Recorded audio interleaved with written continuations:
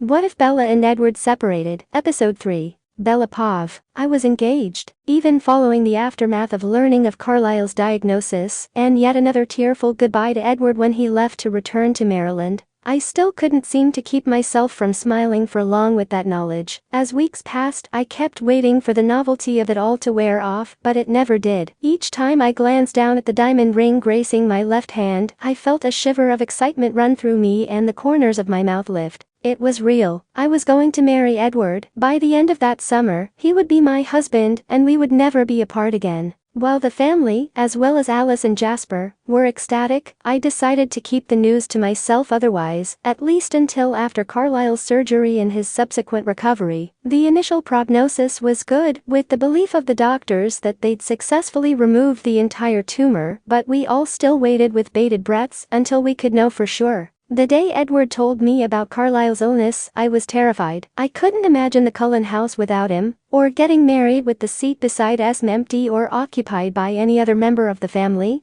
or how Edward would cope with losing his beloved father. I tried to be supportive and reassuring as I watched him completely shatter as I'd never seen before, but as soon as he was asleep, I couldn't stop the tears from falling. I had no intention of telling anyone, since it wasn't my place. But when my father walked in the door that morning to find me crying silent tears, his worried gaze broke me fully. I shifted from under Edward's head on my lap, quickly covered him over with a blanket, and nearly ran the short distance to the front door, and threw my arms around my dad. I really had no idea how I would cope if my father was ever given such a terrifying diagnosis, and I couldn't stop telling him over and over how much I loved him. When we finally made our way back to the kitchen, not wanting to wake my exhausted fiancé on the couch, my dad pulled me back into his arms tightly, as I explained to him what Edward had told me that morning. I knew it had to be something like this for you to be crying in such a way, and that boy to look like complete hell, he said softly as he held me without any reservation. He was right. Edward looked terrible, and I hadn't cried like that since the day my mother died. My throat was raw with the sobs and my skin stung from the constant stream of tears tracking down my face. We pulled back abruptly when there was a knock on the door, and my dad volunteered to go answer while I composed myself. I splashed cold water on my face and was drying it off with a towel when Alice came into the kitchen. I quickly explained away my appearance by telling her of my engagement, and that I was just a little overwhelmed by the surprise of it all,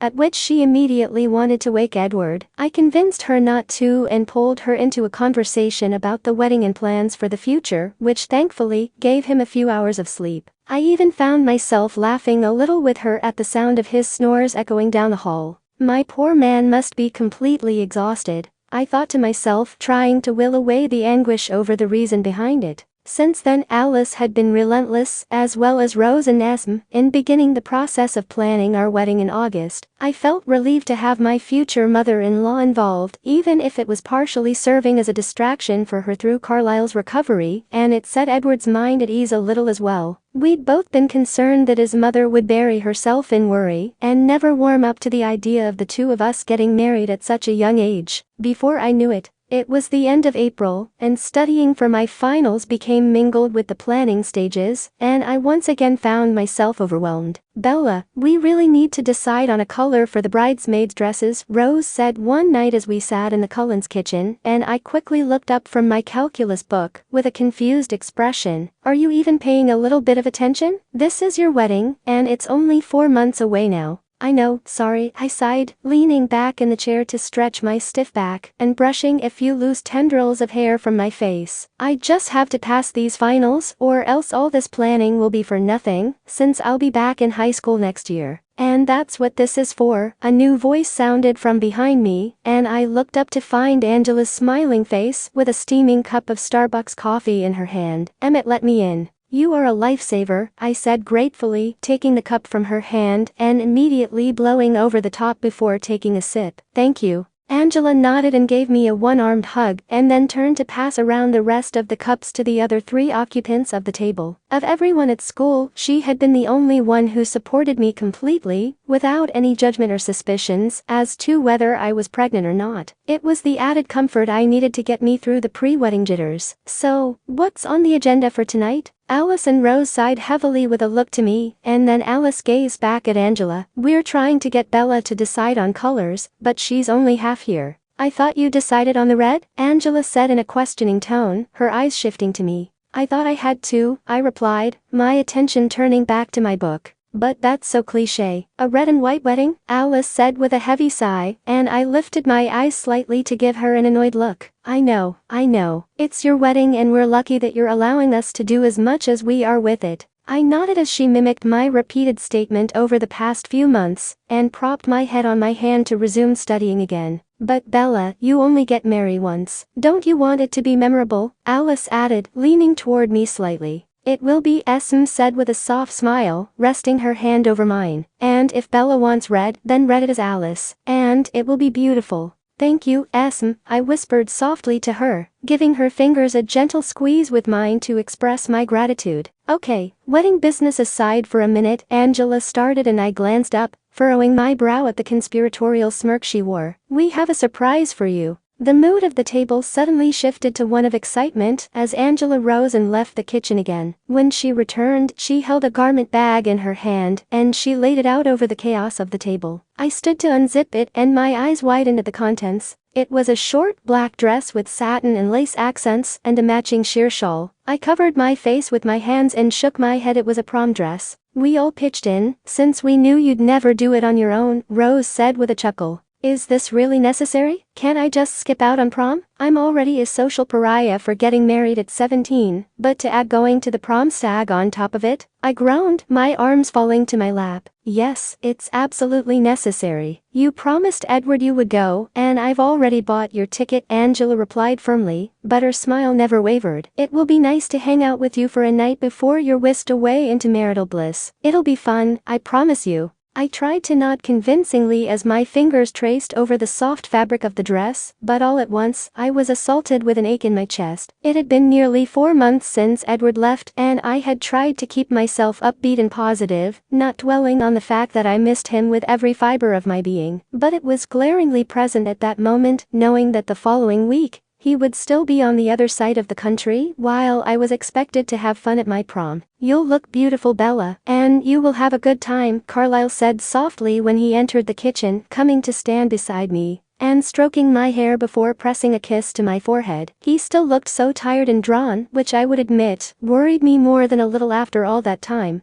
but it hadn't gotten any worse either. It was also obvious that he was going a little stir-crazy, having been given medical leave from the hospital, while his doctors were waiting the 6 months to declare him cancer-free, much to his dismay. Esme frowned at him as he went over to the fridge and pulled out a beer. Carlisle, you know the doctor said you can't drink. Carlisle sighed and retrieved a bottle of water as well. Yes, I know, dear. The beer is for Emmett. He is apparently determined to save me from an evening of horrible reality television tonight, with a game of manly baseball instead. We all chuckled with his air quotes around his hold on the 2 bottles and left the room again, and I closed my book with a solid thump. Okay, I'm pretty much wasted for today. I don't even think Starbucks will help. Is it okay if I stay in Edward's room for the night? Esme's eyes met mine, and her smile returned with a nod. Of course, sweetheart. We have a busy day ahead of us tomorrow. Get some rest. I bid everyone good night before they resumed the wedding chatter, and made my way to Edward's room. After calling my dad to let him know I wouldn't be home that night,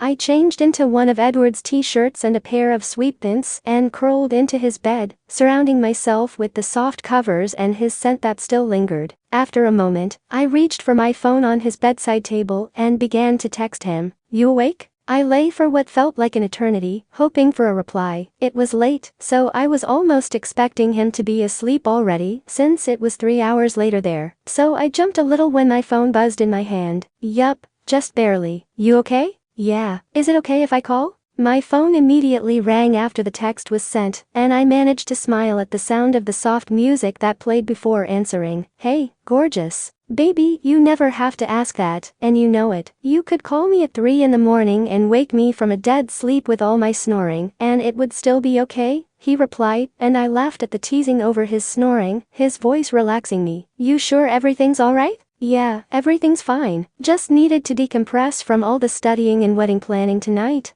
I said, attempting to ease the hint of tension in his voice, as I slid my arm under the pillow to press it more firmly against my cheek. And of course, the prom dress. Edward's chuckle echoed through the phone, and I responded with a slight growl, even though the sound relieved me. Bella, that was the deal. You promised to go to the prom. Can't I just go out there for the weekend and spend time with you instead? I groaned in reply. You know, I'm still waiting on those weekend visits you mentioned after basic. I know, baby, Edward replied, his voice lowering and becoming more summer. It's just been so busy here and I'd be no good to you, completely exhausted. Edward, I wouldn't care if you slept the whole time. At least you might be here in your bed with me, I murmured quietly. That wouldn't be much of a visit, he said, and then paused. Wait, you're in my bed? Yeah, I was tired and I'm going out with the girls and your mother tomorrow for a fitting and cake tasting anyway, I answered, smiling at the surprise in his tone and rolling onto my back. I'm wearing your clothes, too. A muffled groan escaped him, and he was silent for several moments afterward. Well, I'm sure my clothes never looked so damn good, but we'll see each other soon, baby. Not soon enough, I huffed stubbornly, pulling the comforter under my chin. Just remember, in a few months, I'll be next to you every single night. And then I'm never leaving your side again, he said in a gentle tone. My breath left me slowly in one long exhale, and I felt every muscle in my body loosen with his words. I wish August would just hurry up and get here already. I miss you. I miss you too, Bella, Edward replied softly, and my eyes closed as I let his voice soothe me even more. You remember what to do, right? I sighed and nodded even though he couldn't see me, and I shifted in the bed to get as comfortable as I could. I allowed my mind to drift back to the beach in November, remembering the soft breeze running over me as Edward spoke. After a moment, I could almost feel him beside me, encasing me in his arms and brushing soft kisses on my skin. The scent of him surrounding me seemed amplified with my memories, and I felt a smile tugging at my lips. This is almost as good, I agree. I think I'll sleep damn good tonight. Just do me a favor? He said in close to a mumble, and I hummed in reply. Don't do anything more than this tonight in my bed. I'll never get to sleep otherwise. I laughed at the husky tone of his voice and curled onto my side again. I thought guys liked thinking about their women doing naughty things in their bed. Bella, Edward growled playfully. I'm not exactly in an environment appropriate for handling the consequences. Okay, fine, I promise. You're just lucky I'm too tired for anything like that tonight, I replied with a dramatic sigh, and was rewarded with another soft chuckle from him. Thank you, baby. Now get some sleep and I'll talk to you soon, Edward murmured softly. I love you, Bella. I love you too. Good night, I whispered and ended the call once he responded in kind, staring at his picture on my phone for a moment before kissing it and closing my eyes. The following week seemed unending with all the frenzied rushing around with wedding planning, which I couldn't fully understand, since we still had a few more months left before the big day. Yet Alice and Rose insisted that it was essential to have everything ready in advance, leaving nothing to the last minute. I just simply went along with it, though I knew I was one of the few brides to be in the world to be going through bridal shops, bakeries, and florists with notes for her high school finals in her hand at all times. So, much to my surprise, it was actually a relief to be sitting in the kitchen the following Saturday with Angela standing behind me, doing my hair. It was somewhat relaxing to not have to worry about anything for one night, except keeping still while I sipped at my bottle of water. Enjoy that now, because I'm almost done here and moving on to your makeup next. And then there is no drinking whatsoever until much later tonight, Angela said with several bobby pins between her teeth. Okay, you have been spending way too much time with Alice and Rose lately. You're beginning to sound just like them, I teased, and she lightly tapped the side of my head with her fingertips, causing us both to laugh. You know I don't really care much about my appearance, right? That was not part of the agreement with Edward. Don't test me, Isabella Swan, Angela replied and then gasped softly. Oh my god, I do sound just like them, don't I? I only laughed in response, feeling the pins running along my scalp until Angela appeared in front of me, examining my work. With a silent nod, she began rummaging through Rosalie's makeup case on the table next to us. Not too much, Angela. I don't even know what half that stuff is, and really not looking to become acquainted with it. Just some highlights. Now shush, she admonished me softly and went to work on my eyes. I was getting antsy with the effort of holding still for her, and breathed out a sigh of relief with the final swipe of the lipstick. Perfect. I heard a rumor that there was a certain, beautiful young lady going to the prom alone tonight. My entire body froze at the sound of the voice coming from the doorway of the kitchen, and I closed my eyes as tears instantly began building. I was imagining things. I had to be. There was no way that it wasn't a dream or something, but I could feel him in the room with me, and smell his cologne permeating the air. It felt so real. I took a deep breath and turned my head to look over my shoulder, and there he was, just as I remembered him. Edward stood in the entrance to the kitchen, looking impeccable in a black suit and holding a corsage in his hand, with that devastatingly gorgeous smile on his face. "Edward?" I whispered breathlessly in disbelief, afraid to speak too loudly. "Don't you dare cry, Bella," Angela murmured in my ear with her hands resting on my shoulders. Edward's eyes wrinkled in the corners as his smile grew, and he took a few steps into the room. "Did you really think I would make you go to your prom alone?" I released a soft sob and rose from my chair, quickly making my way over to him and throwing my arms around his neck. I melted into his embrace, hugging him tightly and unable to hold back my tears anymore. "Oh my God, you're actually here." Angela sighed behind me, but her amused chuckle soon followed. "I knew I should have waited until after you got here to do her makeup." I turned my eyes to her without releasing my hold on Edward. "You knew about this?" "Bella, we all knew about this," my dad said with a laugh as he entered the kitchen. "It wouldn't have been a surprise if we told you, now would it?" "Traitors," I mumbled under my breath, but hugged myself more firmly against Edward's chest. "I really want to be mad at every single one of you right now. You realize this, don't you?" I felt Edward's lips press to the top of my head as he held me, and I suddenly became aware of the fact that I was standing in the middle of my kitchen, in nothing but a bathrobe, with my father and fiancé in the room as well, no less. "Go get dressed, baby," Edward whispered as if he knew what I was thinking, and I pulled back, preparing to kiss him before Angela stopped me. "Later. Upstairs, now," she ordered, pointing toward the hall. Epov. Some surprises are always more difficult to keep than others, and what I'd planned for that night was no exception. Months' worth of emails and phone calls had transpired between myself and my mother, Angela, Rose, and even Alice and Chief Swan, to make Bella's prom night just the way I knew she wanted.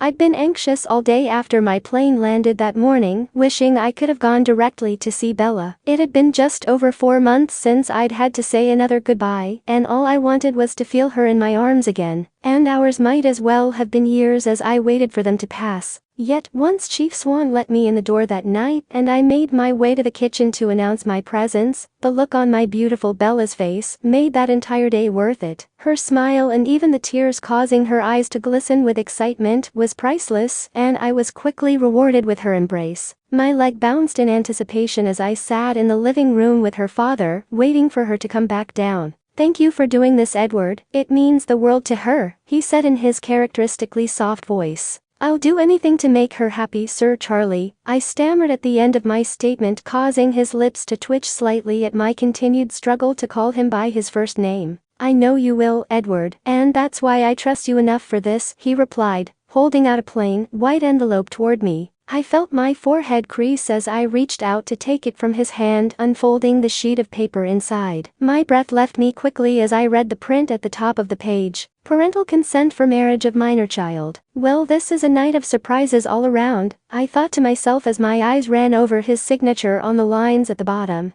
"I know it's still early, but with all this wedding stuff going on, and not knowing if you'd be back at all before then, I thought you should have it so she could get the marriage license in time," he said with a nervous shrug, his hand shaking a little as he motioned toward the form. "I still can't believe my little girl is getting married." I knew he was mostly speaking to himself, so I lowered my head as I returned the sheet to the envelope and slid it into my inner jacket pocket to give him a moment with his thoughts. I looked back up to him with what I hoped was a grateful smile. "Thank you, Charlie. This means a lot to both of us. Just take good care of her. She's everything to me," Chief Swan replied, his eyes still focused on the front of my jacket, where the envelope resided. "I will, I promise," I assured him, our gazes meeting for an instant before we heard the girls' voices at the top of the stairs and rose from our seats to wait for them at the bottom. Bella began taking nervous steps down, but I couldn't take my eyes off how amazing she looked. Her slender neck led down to her nearly bare shoulders, with the exception of the thin straps of the dress, her slim waist hugged perfectly by the bodice, and her smooth legs appearing below the skirt. I restrained a chuckle at the heels she wore, knowing how much she likely hated them, but they were the perfect accent to her attire. It was beyond anything I could have imagined. Even with all the pictures I'd been sent, she was absolutely breathtaking. Wow, was all I could manage to utter when she finally stepped down to the landing in front of me. Her blush brought me out of the indulgence of my gaze, and I removed the corsage from its box, sliding it onto her wrist. "So, where's Ben?" Chief Swan asked with a clearing of his throat, looking over to Angela. "Oh, I'm meeting him there tonight," Angela replied, and we all chuckled softly as he returned to the living room, shaking his head and muttering under his breath about kids these days. "Are you ready, beautiful?" I asked Bella, offering my arm to her, which she gratefully took with a nod. I held my other arm out to Angela, who looked at me in surprise, but slid her hand through the crook of my elbow, and I gently placed a friendly kiss on her cheek and whispered, "Thank you, Angela, for everything." When we walked into the dimly lit gym, countless eyes fell upon me and the lovely girl I had on each arm. Bella's hand gripped me gently, and she moved closer to my side. "Do they really have to stare?" she asked in a voice just loud enough for me to hear over the music. "They're just jealous because we've got the best-looking guy in the room sandwiched between us," Angela said, and both Bella and I looked over to her with wide eyes.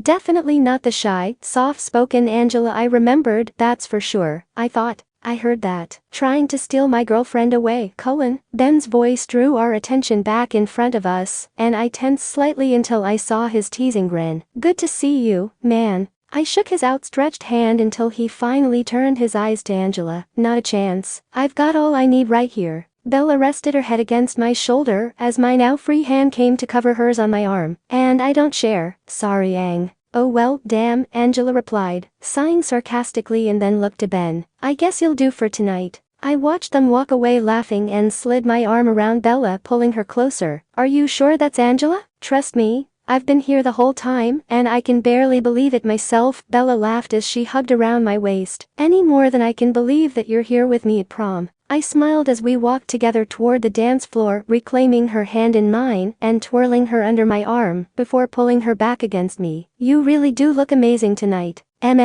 So do you. It's not a uniform, but still really hot," Bella smirked, linking her fingers behind my neck. "You really have a thing for that uniform, don't you?" I chuckled, remembering a similar remark from her at Rose and Emmett's wedding. "Good luck finding a girl that doesn't have a weak spot for a man in uniform, baby," Bella said, pressing her body more firmly against me. "So, you think it's okay if I kiss you now?" I asked with a soft groan in response and tightened my arms around her. "I think you'll have more to fear from me than Angela if you don't," she replied as she rose onto her toes and ghosted my lips with hers before I lifted her up to my eye level, sealing her mouth with mine. It was the perfect start to what I knew would be a memorable evening. It took until that first kiss for it to really sink in that Edward was actually there, that it wasn't some kind of dream. With that realization in my mind, I held him as tight as my arms could manage and smiled against his lips so wide my face hurt. And more than ever, I was thanking every higher power and lucky star in existence for what it seemed like such a ridiculous and pointless high school tradition known as prom. "This is so perfect," I whispered, running my hands along his back. "Thank you so much, Edward." "You're welcome, baby," he replied softly. "Dance with me?"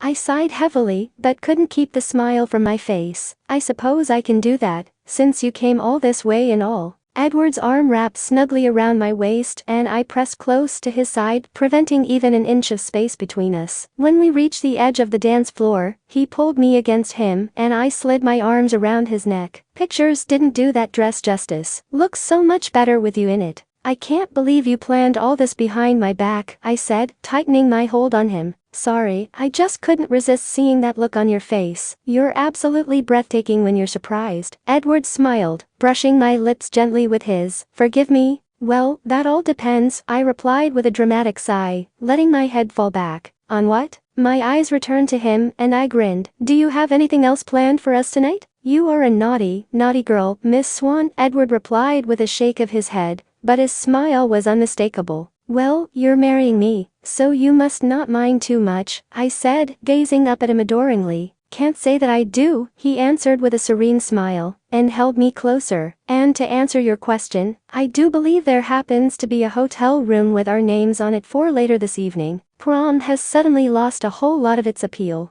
"Making an appearance doesn't count as attending your prom, Bella," Edward said with an eyebrow raised before lowering his lips to mine. For a moment, the world was still and all I felt or heard was Edward. I'd missed him more than I had realized, and for that second, everything was perfect. Yet, as with all perfect moments, it inevitably had to come to an end. "So, Bella, when are you due?" Jessica's voice popped our bubble, and I parted from Edward's lips, turning my eyes to her as she swayed back and forth in the arms of Tyler Crowley. "It's so admirable what you're doing, Edward." I tried my hardest to ignore her, not wanting to stoop to her level, but feeling the tension increase in Edward's arms, eliminated all my will to restrain. "What are we, in grammar school, Jessica? Really, you don't have anything better? And you ran off with that dirtbag because he was a regular Prince Charming, huh?" Edward spoke suddenly, taking both me and Jessica by complete surprise. "I can see how positively devastated you are over it too. Clean up your own backyard before you butt your nose into others." I couldn't remove my white eyes from Edward as he gestured to her date, and then guided me away with a tenseness to his jaw. "Wow, baby, tell us how you really feel." Edward's gaze finally returned to mine as I traced along his collar with my fingertips, and he relaxed slightly. "I would, but I won't give her that satisfaction. And I'm not letting anything ruin this night for you, Bella." I smiled, lifting onto my toes to kiss him gently. "There's nothing that could do that. Least of all Jessica Stanley. Everything that matters is right here in my arms. Just remind me to let her invitation get lost in the mail." Edward released a soft chuckle and rested his forehead against mine. "I don't know what I'd do without you, baby." "Well then, lucky for us, we never have to figure it out. We're kinda stuck with each other, you know, with the baby and all,"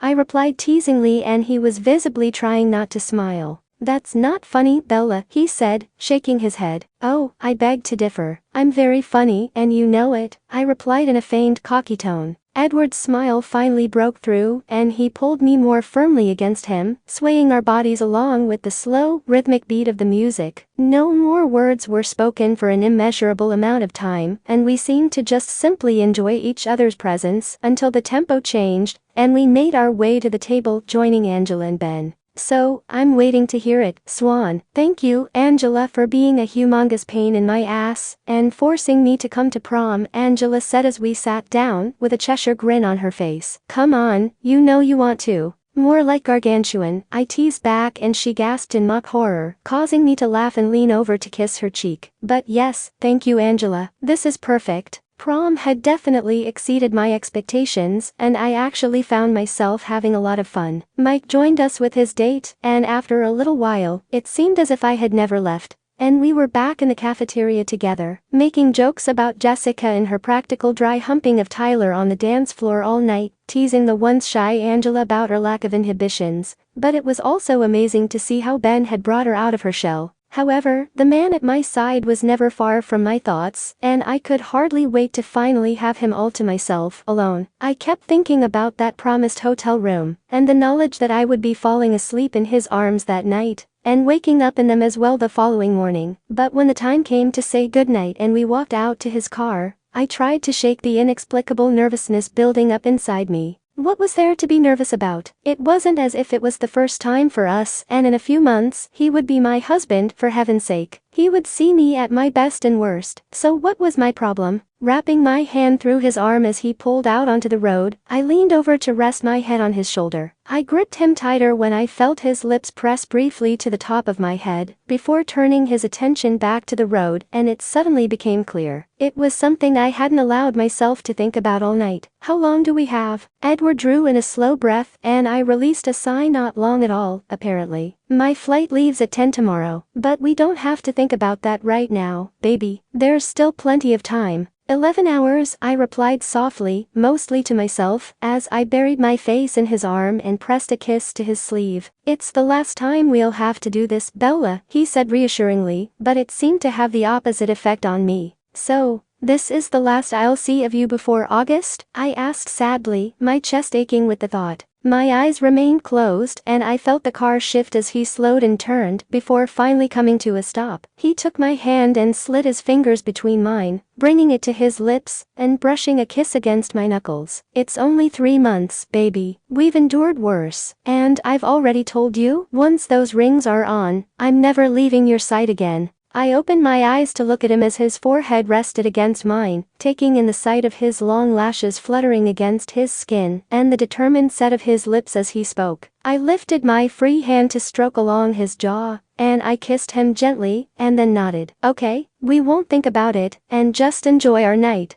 Good. I've been looking forward to having you all to myself for months, Miss Swan, Edward replied with a smirk and briefly brushed my lips, releasing me to get out of the car. I waited for him to come to my door as he usually did, but when he didn't arrive right away and I heard the trunk open, I stepped out myself and walked toward him. What, are we hiding a body first? Edward laughed as he hoisted a bag onto his shoulder and closed the trunk. Smartass. I didn't think you'd want to go to the airport in the morning in your prom dress, so Angela packed some clothes for you. Well, you really did think this through, huh? I replied with a laugh as he wrapped his arm around my shoulders and hugged me to his side. We walked through the doors of the hotel, and I didn't even bother to take in my surroundings as we made our way to the elevator. I wouldn't have cared if it was the Marriott or some hole-in-the-wall motel. All that mattered was that he was there with me, and soon, we would finally be truly alone. I began to bounce lightly on my toes in anticipation while we stood outside the door of the room, causing him to chuckle as he dug the keycard out of his pocket. Anxious much? He asked with a raised eyebrow and a devilish grin. You got that impression?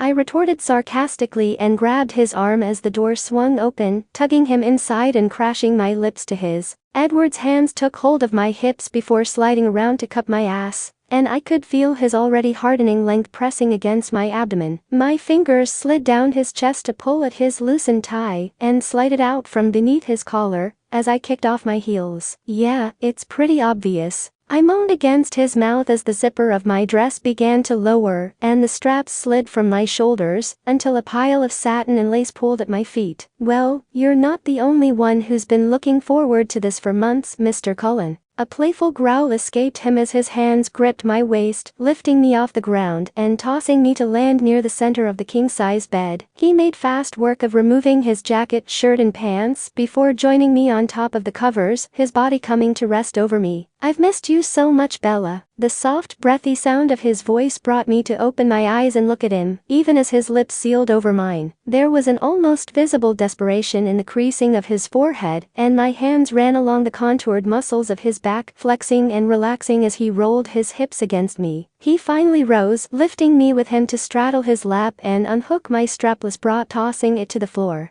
I grinned against his lips as I tugged at the strings of my panties on each hip and pulled the fabric from between us until all that was separating our bodies was the cotton of his boxers. Are you sure you didn't know I was coming tonight? Edward asked as he pressed my hips closer to him. Absolutely positive. Otherwise, you might have found a whole different situation under here and far easier access, I said with a grin, grazing his lip lightly and rocking my body over him. Angela picked these out to go with my dress. I think I'm sending you out shopping with Angela and Alice for our honeymoon in that case, Edward replied and hissed through his teeth as my hand slid between us and into his boxers, my fingers wrapping around his length and giving a few slow languid strokes. Shit, baby. Finally, I couldn't take any more, and I shoved the fabric down enough to free him, positioning myself over him and taking him inside me. My hands framed his face, and I kissed him fervently as I began to move, his fingers gripping my thighs. I couldn't get close enough, feel enough. After 5 months of being denied his presence and touch, I wanted to completely absorb every movement, sound, and sensation coursing through me, and committed to memory all over again.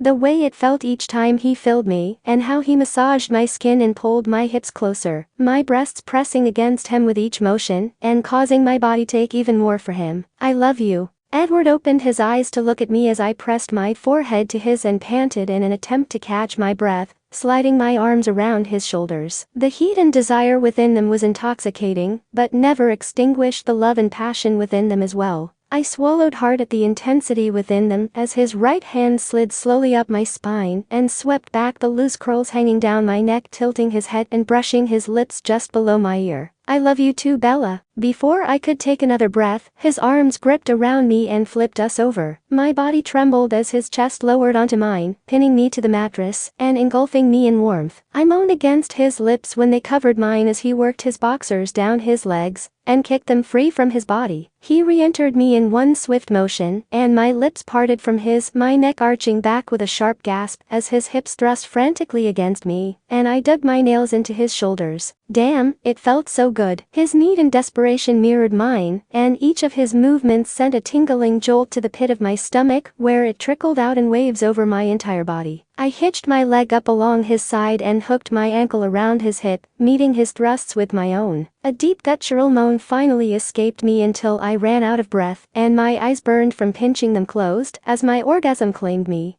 I clenched around him, wanting to feel him join me, and his fingers fisted in the pillow beneath my head with a groan. "Fuck, Bella," he growled through clenched teeth and rose above me on his arms, slamming his hips against mine until I felt him pulsing inside me. My fingers gripped the tensed muscles of his forearms as we rode out the sensations together, our eyes meeting and holding as his movement slowed. Finally, his body lowered back to me, and his lips claimed mine tenderly, both of us struggling to regain our breaths. I ran my hands along his back and just enjoyed the feeling of him against me, as close as he could get. "So, is that what I get to look forward to in August when I finally get you alone? Because that would definitely be worth the wait." I teased against his lips and curled my body up to him. A look came to his eyes that I couldn't comprehend, but it wasn't the humored response I was expecting, and he shook his head. "Bella, I'm not going to fuck you on our wedding night. You make it sound like something so disgusting," I replied, feeling my forehead crease in confusion. "It didn't seem to bother you 2 seconds ago, and quite honestly, didn't bother me in the slightest either. It felt amazing. I'm not going to turn into glass and shatter once we're married, Edward." "Bella," Edward whispered as he gently stroked my cheek with his fingertips and brushed my lips with his. "I'm 19 years old. Believe me when I say I have every intention of ravaging this beautiful body of yours as much as humanly possible on our honeymoon. I just don't want to consummate our marriage with a hard fuck, that's all. I'd like to start our life together by making love to my wife."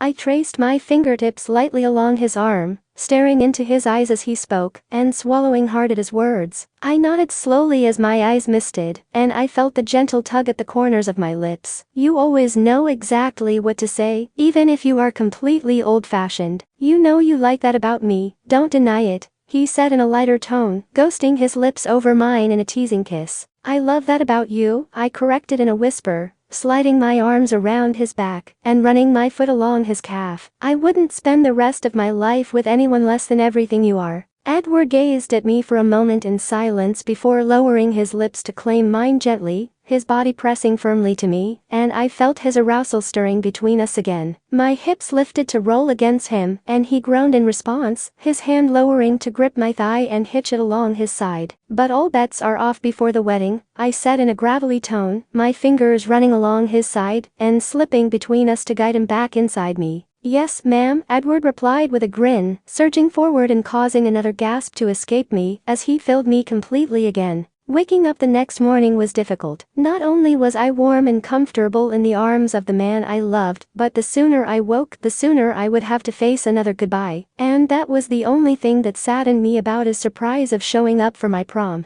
I briefly forgot every thought plaguing my mind as his kisses along the skin of my neck stirred me completely from sleep. I kept my eyes closed, losing myself in the moment, and reaching my hand behind me to run my fingers over his hair. Arching my neck, I pressed my back further into his chest and felt his embrace tighten around me as I turned my head to meet my lips with his, and for that instant, my world was absolutely perfect once again. However, the joy of the moment eventually had to come to an end, and it did so with the 4 simple words from his lips that I had been dreading: "We have to go." We rode in silence with our hands intertwined between us, the entire way to the airport. We managed brief glances and forced smiles throughout the drive, but I was always the first to look away, knowing I'd break down in tears if I didn't. "Be strong for your soldier." It was a phrase I had seen over and over on all the message boards I'd been perusing in my limited spare time over the passing weeks, reading the discussions between military spouses, girlfriends and boyfriends, friends and family members, and I knew it was something I would have to harden myself to over the next 2 or 3 years until the army was finally behind us.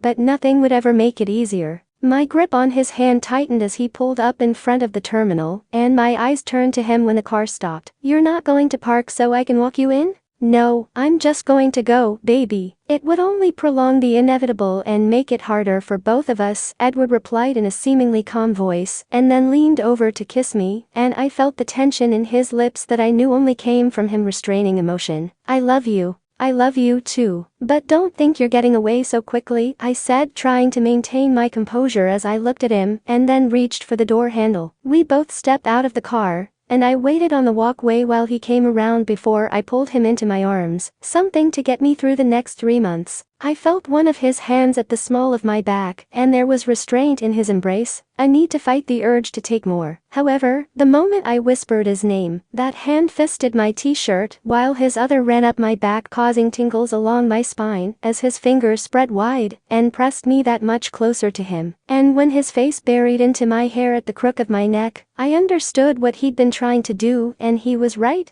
It was harder to let him go. But I wouldn't have been able to simply let him walk away without saying a proper goodbye either, when I wouldn't see him again until August. "Call me tonight when you get in," I said, my voice cracking as I curled my fingers into a fist at his collar and pressed my lips to his temple. Edward nodded and slowly lifted his head to look at me, cupping my cheek with one of his hands and giving me a tender kiss. "This is the last one, baby. And then, once we get those rings on our fingers, you're never leaving my sight again," I replied, repeating his frequent words of comfort to me. A soft chuckle escaped in a breath through his nose as his thumb lightly grazed my skin. "Damn straight. I really do love you, Bella." The tone of his voice coursed through me, signaling that it was time for me to let go. My hands ran from his neck to his shoulders and then all the way down his arms, hesitant to break contact with him. "I know. You have to go. I love you too." Edward kissed me once more before pulling away, bending to lift the small backpack onto his shoulder, and made his way into the terminal. I watched him until he disappeared inside the doors, and then hurried around the car to get in, shifting it into gear, as soon as I had closed the door behind me and driving away.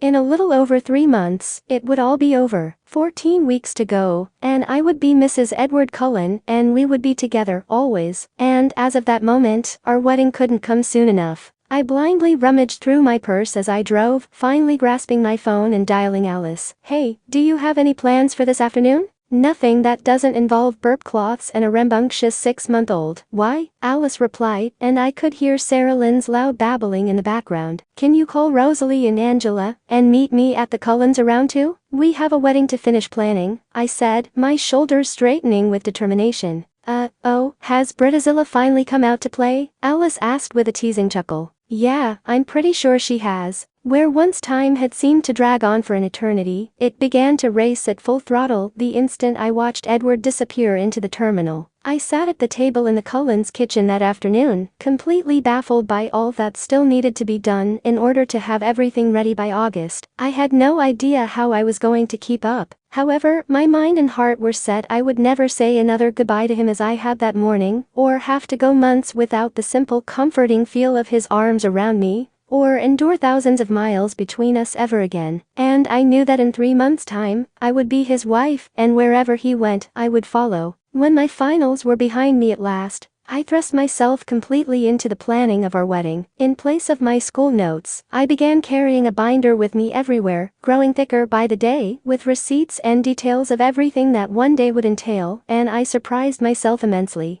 I'd never thought that my wedding would mean that much to me and consume me as much as it did. I had believed that as long as Edward and I were married by the end of it, things like floral arrangements, minute-to-minute schedules, the lighting of the venue, or whether my hair was up or down, veil or no veil, just didn't matter. And I was bowled over when I realized how wrong I was. In mid-July, I was making another visit to the hall with Esme, Alice, Rosalie, and Angela in tow, where in just a few weeks, Edward and I would be exchanging our vows. My gaze moved over my surroundings, and I began shaking my head. "What's wrong, Bella?" Esme asked with her hand coming to rest on my shoulder. "I've decided against the arch," I said, sitting down in the chair beside me and flipping through the binder resting in my lap. I pulled out a small stack of sketches I'd been drawing each night as I lay restless in bed with thoughts and images running through my mind. The 4 women stared at me with stunned, blank expressions, and Alice appeared as if she might start crying at any moment. Wait, what do you mean no arch? That's like the central point of the altar, Rosalie replied in astonishment, and her hand rose to rub her forehead. You're killing us here, Bella. Your wedding is just over a month away. Now is not the time for drastic changes. Like you were any better last year? You were the queen of Brittazilla's and changed your mind on all of our shoes the week before. Because they didn't glimmer enough, I shot back, earning a glare from her, while Esme, Alice, and Angela stifled giggles. First of all, it's an unneeded expense, but I also did one sketch with the arch and one without, and it makes the altar look cluttered and distracting from the entire purpose. Everyone will be there to watch us get married, so who cares what else is up there besides us and the officiator. Also, the centerpieces on the tables. A collective groan echoed from the group, and Esme looked to me. Sweetheart, we've changed the centerpiece arrangements 5 times already. This was the one you decided on.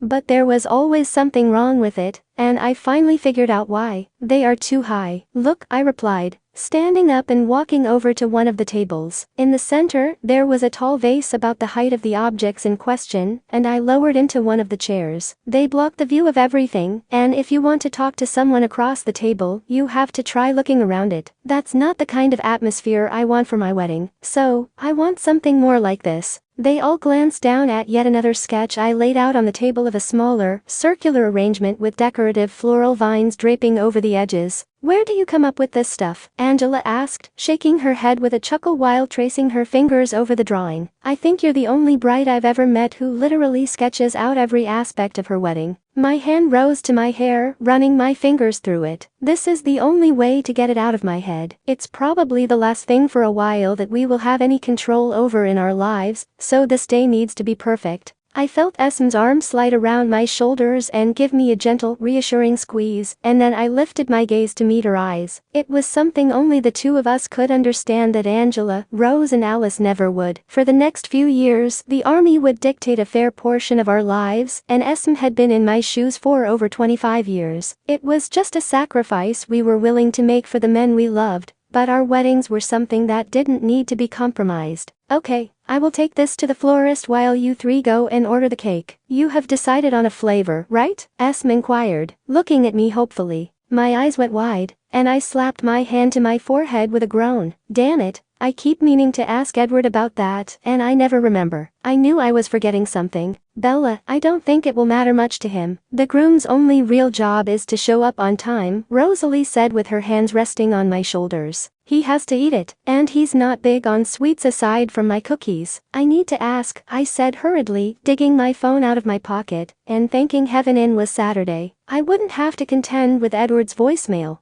Hey, baby, are the girls driving you crazy yet? Edward asked in a teasing, groggy voice. More like the other way around, I think. And were you sleeping? I replied, my voice sounding somewhat frantic, even to myself. No, I wasn't sleeping, just being lazy for the day. What's up? He said with a chuckle. I sighed as I stood to follow the girls out to Angela's car. Okay, well, laziness ends now. I need your input. We're going to order the cake, and I need to know your preference for flavor. He started, drawling out the word, and then chuckled. I don't have one, honestly, baby, I'm sure whatever you pick will be fine. Edward, I groaned as I lowered into the passenger seat of the car, and mouthed shut up to Rosalie as she gave me her signature. I told you so. Look, one decision is all I'm asking. This is your wedding too, and you have to eat this. It's only one bite if I don't like it, Edward replied with a laugh. I swear to God, Edward Cullen, I will shove it so far in that it will come out of your nose, and you'll taste it for weeks if you don't help me out here, honey, I retorted with a growl, causing the other 3 girls to join in with his laughter. I think we were all better off before Brittazilla came out to play, Alice muttered in the back seat. I wasn't this bad, was I? Rosalie asked, and Alice and I turned to level her with sarcastic glares. Well, I didn't threaten Emmett with too much bodily harm. Edward's laugh rang in my ear, and I rolled my eyes, facing forward again as he cleared his throat to answer. I guess chocolate would be the best bet. You're less likely to have someone not like chocolate, right? Okay, but are we talking death by chocolate, or fudge chocolate, or maybe a marble cake? I asked, flipping through my binder again. Marble? Edward replied uncertainly and then chuckled again. Baby, just relax. Everything is going to be fine. Easy for you to say. I've had to choose the menus, the tuxes, the dresses, the flowers, and I still need to get the rings, which should be your job, might I remind you, I said in one breath, leaning back in the seat. Bella, breathe. You sound like you're about to hyperventilate. And I'd like you conscious when I marry you, if at all possible, Edward instructed gently, and I groaned at his attempt at lightening the moment. Our wedding is going to be perfect. You know I would help more if I could, and you are doing an amazing job. I took a slow, deep breath, feeling some of my anxiety begin to disperse within me. And my vision blurred slightly with tears of release. I know you would, Edward. I don't know why I'm so damn nervous and uptight and a complete wreck and calling and yelling at you, and it's called being a bride, baby. It's okay, he interrupted me calmly. And I love you. Even with my crazy bride behavior? I asked with a small laugh. If you can believe it, even more so because of it, he replied with a smile evident in his voice. Though, if you really want to make it up to me, I wouldn't say no to more of your cookies waiting for me when I got back. You've already finished the ones I sent you for your birthday? I asked, rolling my eyes and shaking my head. Well, that was almost a month ago, and it wasn't all me. I just happened to be one of the few guys here with a girlfriend who bakes, Edward replied. Okay, Edward, say goodbye now. We need to start planning your fiancé's bachelorette party. No male ears allowed, Rosalie called from the back seat, and I looked back to find her grinning smugly. Bachelorette party. Huh, Edward said with an odd tone to his voice. No, there will be no bachelorette party. Alice already weaseled a bridal shower out of me, I replied, narrowing my eyes at both of them. Rose just happened to find out about Emmett's, which means Alice did too, and they just want payback. It's alright if you want to have one, Bella, Edward said in an obviously forced calm. I'm sure the guys will want to do something with me the night before the wedding too, but nothing like Emmett's. Well, I don't. So there's that conversation at a close, I replied sharply in the girl's direction, and then turned back around in my seat. So, marble cake and cookies when you get home. Anything else? Edward released a slow breath, and I felt relieved when his voice sounded more natural when he spoke again. Nope, that's all I can think of for now. Besides, see you in a few weeks? I can't wait. I promise I'll be less neurotic by then. I love you, I whispered softly into the phone. I doubt that, but it's more than okay. I love you too, baby, Edward replied, and we murmured quiet goodbyes before ending our call.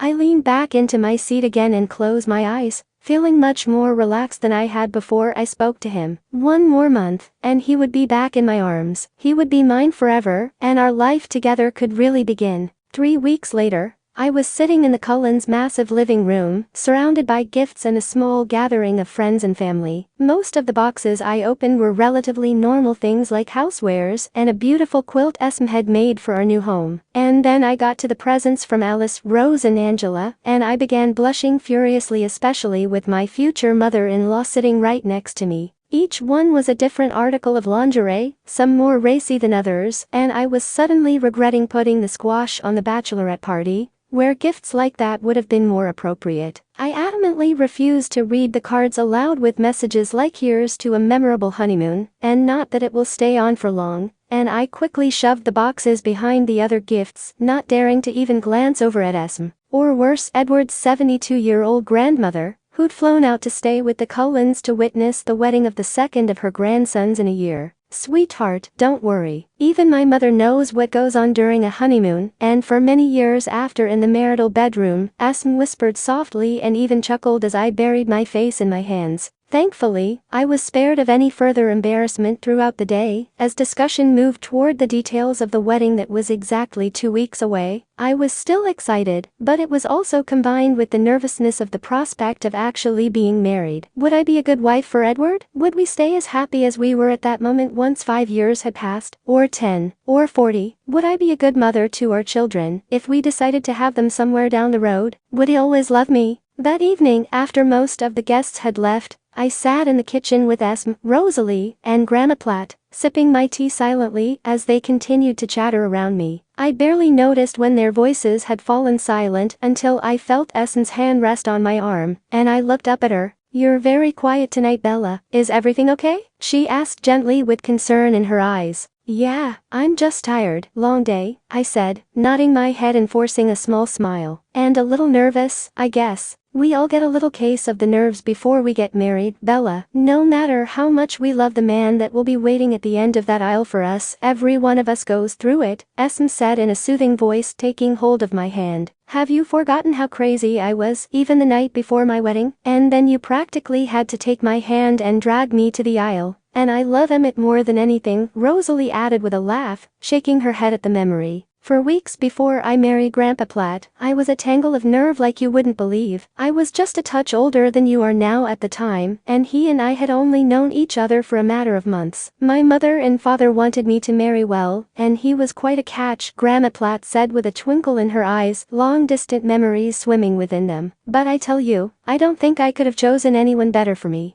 I was one of the lucky ones, and oh, how that man loved me. Spoiled me rotten, he did. But no one could ever say he didn't love me till the day he left this world." We all watched as her fingertips rubbed over the locket hanging around her neck, and she didn't have to say the words for it to be clear how much she still loved and missed him. And I knew that Edward was still a little boy when Grandpa Platt passed away. I felt an ache in my heart for her, but at the same time, she inspired me, just as Carlisle and Esme had. That kind of love really wasn't so much of a stretch for the imagination, and could even be possible for me and Edward in our life together. "I know you'll be one of the lucky ones too, Bella. I saw the way my grandson looked at you at the wedding last year, and I know everyone else did, as well. It was obvious. My boys know how to treat and respect a lady. Even my little Emmy," she said with a smirk which turned into a round of laughter from all of us as Emmett groaned Grandma from the next room. "Don't you worry about anything, honey. Marriage is a lot of hard work, but it can be one of the most rewarding jobs in the world, short of being a parent. And I must say, I'm quite looking forward to meeting my great-grandchildren before I go." Rosalie and I both straightened in our chairs, clearing our throats as Grandma Platt's eyes moved between us. "Well, Emmett and I still want to wait a bit so we can look into a bigger place. So, at least another year or so before we even start trying."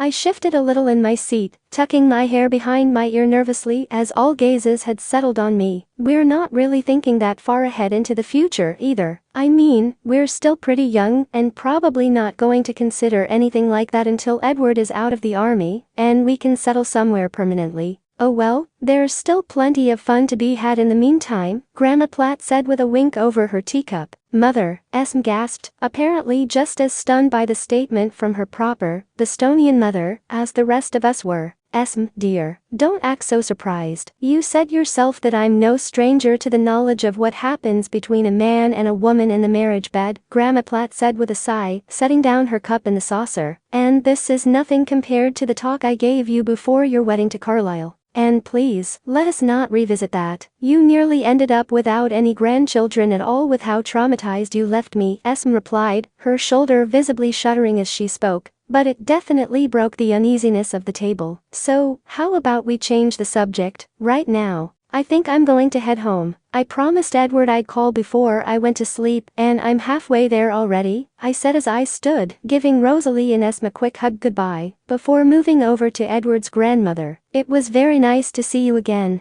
You, as well, my dear. Tell that grandson of mine that I love him, and I can't wait to see him all handsome in that uniform, and to call his dear old grandmother once in a while," she replied, kissing my cheek lightly as I leaned over to her. "I will do that. Good night everyone," I said softly, grabbing my purse and walking out of the kitchen calling down the hall when I reached the front door. "Good night Emmy, Grandma." I'd barely gotten halfway home and I was already dialing Edward. The entire day had truly been long and tiring, and I knew, if nothing else, his voice would keep me awake long enough to get home and to my bed. "So, how did the bridal shower go?" Edward asked, sounding about as tired as I felt. "It was fine, until, of course, your sister-in-law and my so-called friends decided to embarrass the hell out of me by giving me lingerie in front of your mother and grandmother," I groaned, gripping the steering wheel tightly with my free hand. "And you didn't warn me that your grandmother was such a raunchy old lady." Edward's laugh burst through the phone, and I found myself echoing it as well. "Just remember, you inherit Rosalie when we get married. And yeah, I guess I should have given you more of a heads up about Grandma. I just figured you knew from when she was here for Emmett's wedding. I honestly couldn't have been surprised less if you told me that she had helped the girls pick out the lingerie. Who do you think gave me my first sex talk that my parents know nothing about? Your grandmother?" I exclaimed with wide eyes, astonishment and shock, not even being strong enough words to describe my reaction. "And please don't even put that image of your grandmother in the middle of Victoria's Secret, picking out naughty lingerie for her grandson's fiancé, in my brain. I don't think I can take much more today, please. So, naughty lingerie. Huh, can't wait to see it, Edward said huskily, and I could hear the devilish smirk on his face. You'll be lucky if I even remember to pack it, I retorted, rolling my eyes as I turned into my driveway. Baby, Edward nearly whined and began muttering under his breath. Do you plan on getting laid at all on your honeymoon? Just curious? Fine, I'll be good, Edward said with a sigh, but a chuckle immediately followed. I can't wait to see you next week, with or without the lingerie. That's better, I replied, walking up the front steps of the house. I can't wait to see you either. You have no idea how much I just want a break from the madness around here for even an hour, and just kiss the hell out of you. So hopefully you're ready to be stuck with me in 2 weeks. I am if you're ready for the same, he teased me back softly, and I could almost imagine his breath brushing against my ear as he spoke. I sighed happily as I climbed the stairs to my room. Definitely. I just really want you to get here already. Next week still seems so far. My words halted as my eyes caught sight of a large manila envelope with my name on it, with the return address of ASU in Arizona, sitting on the top of a box beside my desk with a pile of discarded junk mail. I stepped closer to the table and took it gingerly in my hand. Perhaps it was another one of those junk college pamphlets and advertisements I'd been getting for months, but it didn't look like one of those. I hadn't inquired about anything for college since I had no course of action planned for that at the time, but the letters ASU stood out in bold letters from the label, and they were impossible to ignore. Bella, are you still there? Edward asked uncertainly, and I let out a slow breath, sitting down in my chair. Yeah, I am. I just happened to see something sitting here from ASU, I replied, setting it down on the desk. ASU? You didn't tell me you were looking into stuff like that, Edward said in confusion. I wasn't. It's probably just some more junk mail that I've been getting since I just graduated, since it was in that pile of stuff. The logo just caught my eye. Look, I replied, rolling my eyes and tearing the envelope to retrieve the papers inside. I cleared my throat for dramatic effect and began to read the contents. Dear Miss Swan, we are pleased to inform you that you have been recommended for consideration for a full scholarship for the 2011 to 2012 school year. The decision to award you this scholarship was made. Oh my God. Edward echoed my sentiment, and the line fell silent on both sides for a few minutes. Bella, maybe we should think this over. Are you kidding me, Edward? Really? I replied, throwing the letter down on the bed. 2 weeks before our wedding and now you're having second thoughts. Edward sighed heavily with a slight groan afterward. No, I didn't say I was having second thoughts. But Bella, it's a scholarship. That's not something you just toss aside without even a consideration. It would be a chance to do something for yourself. Okay, I said tensely, my body rigid with frustration. Even if it wasn't August and very late for registration, or I hadn't planned on taking a year off after graduation, before we even started talking about getting married this summer, I've already made my decision of what I want for myself. You asked me to marry you, and I said yes. I have been busting my ass non-stop for 3 months trying to plan our wedding, so we can finally be together where I want to be. The last year has been hell with you so far away. I'm not about to go and add at least 4 more years to that. Do me a favor and call me back when you're absolutely sure this is what you want. Bella. No, Edward, I'm not discussing this anymore. This is my decision to make, and you say you want me to make my own choices for what's best for me, so stop challenging every single attempt I make, I replied, already on the verge of tears. When you asked me to marry you, you weren't thinking about scholarships or college or anything except being with me. Why should this piece of paper matter so much now after everything we've been through to get this far? And tell me, Edward, if I had gotten this letter days before you asked me, would we still be making wedding plans right now? I abruptly ended the call, cutting off any response he was trying to make, and tossed my phone onto the bedside table. My gaze began moving around the room, my vision blurred with tears, as it attempted to focus on the nearly empty walls and sealed boxes neatly stacked along them. I'd been packing for over a week, everything except the things I would need before the wedding, and that pile of paperwork was one of the last things I was planning to get to. If it wasn't an RSVP for the wedding or my diploma that came for me in the mail, it had been tossed into that box. I didn't want to see or think about anything else. Nothing else mattered to me. My eyes fell to my left hand and I brushed my fingertips back and forth over my engagement ring. How can this happen 2 weeks before my wedding? I thought, and glancing over to my bedside table as my phone began to ring, and I silenced it as soon as I saw it was Edward. I drove my hands into my hair and fell sideways to bury my face into my pillow as sobs began to rack through my body. Bella, a soft voice came from my doorway a few minutes later, and I turned my tear-streaked face to find Sue standing there. Sweetheart, what's wrong? I knew everything was going too well. No wedding runs absolutely smooth, but I thought it would be some wedding mishap like my dress being wrinkled, or someone dropped the cake. Never that Edward would get cold feet. Never, I cried, curling my body into a tight ball with my knees pressed to my chest. Sue crossed the room, sitting down on the edge of my bed, and began gently stroking my hair. What happened? That, I replied simply, pointing to the letter that might have easily just shattered my world, and closing my eyes. I should have just shredded it all weeks ago.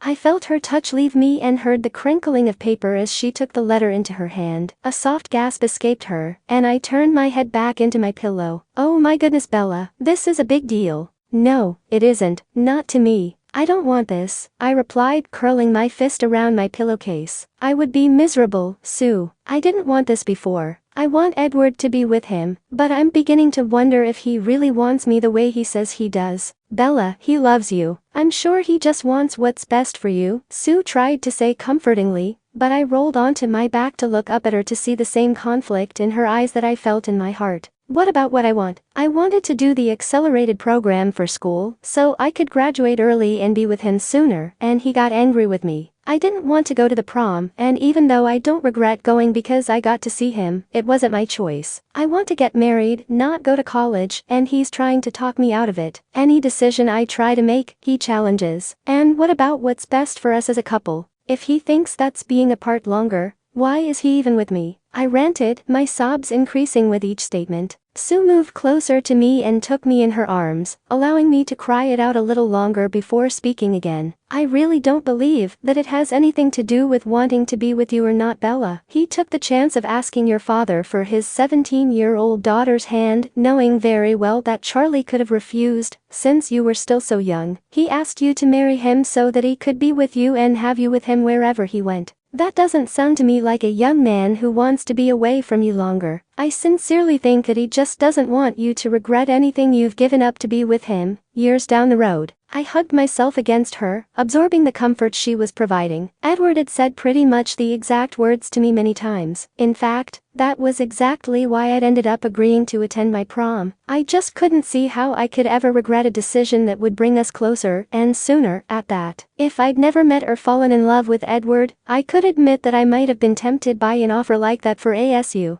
I loved Arizona, and the chance to return there for school would have been very appealing. However, the reality was that I had done both of those things. My future was with him. School wasn't something that I would have to sacrifice forever if I ever decided that was something I wanted. But years without Edward was something I would never get back, no matter how many or few there were. My phone began buzzing on my bedside table, and both of us looked over to it, seeing Edward's name on the screen. I reached over and sent the call to voicemail again, and then curled back against Sue. Honey, you're going to have to talk to him sooner or later, Sue said gently, hugging her arms around me again. Not tonight. I'll call him tomorrow, maybe, I replied through tense lips. And Sue, I know it's asking a lot, but can we please not mention this to my dad? I felt Sue's chest rise and a deep breath against my cheek, and I glanced up at her again. I pleaded silently with my eyes for her to understand, and she sighed, nodding hesitantly in acquiescence. I don't like keeping things from your father, but I understand. So, you don't think I'm just being a stubborn, unreasonable witch? I asked, curbing my tongue in her presence. Well, maybe a little, Sue replied, but she grinned with a wink at me. But you also sound like a young lady very much in love, and I know exactly what that's like.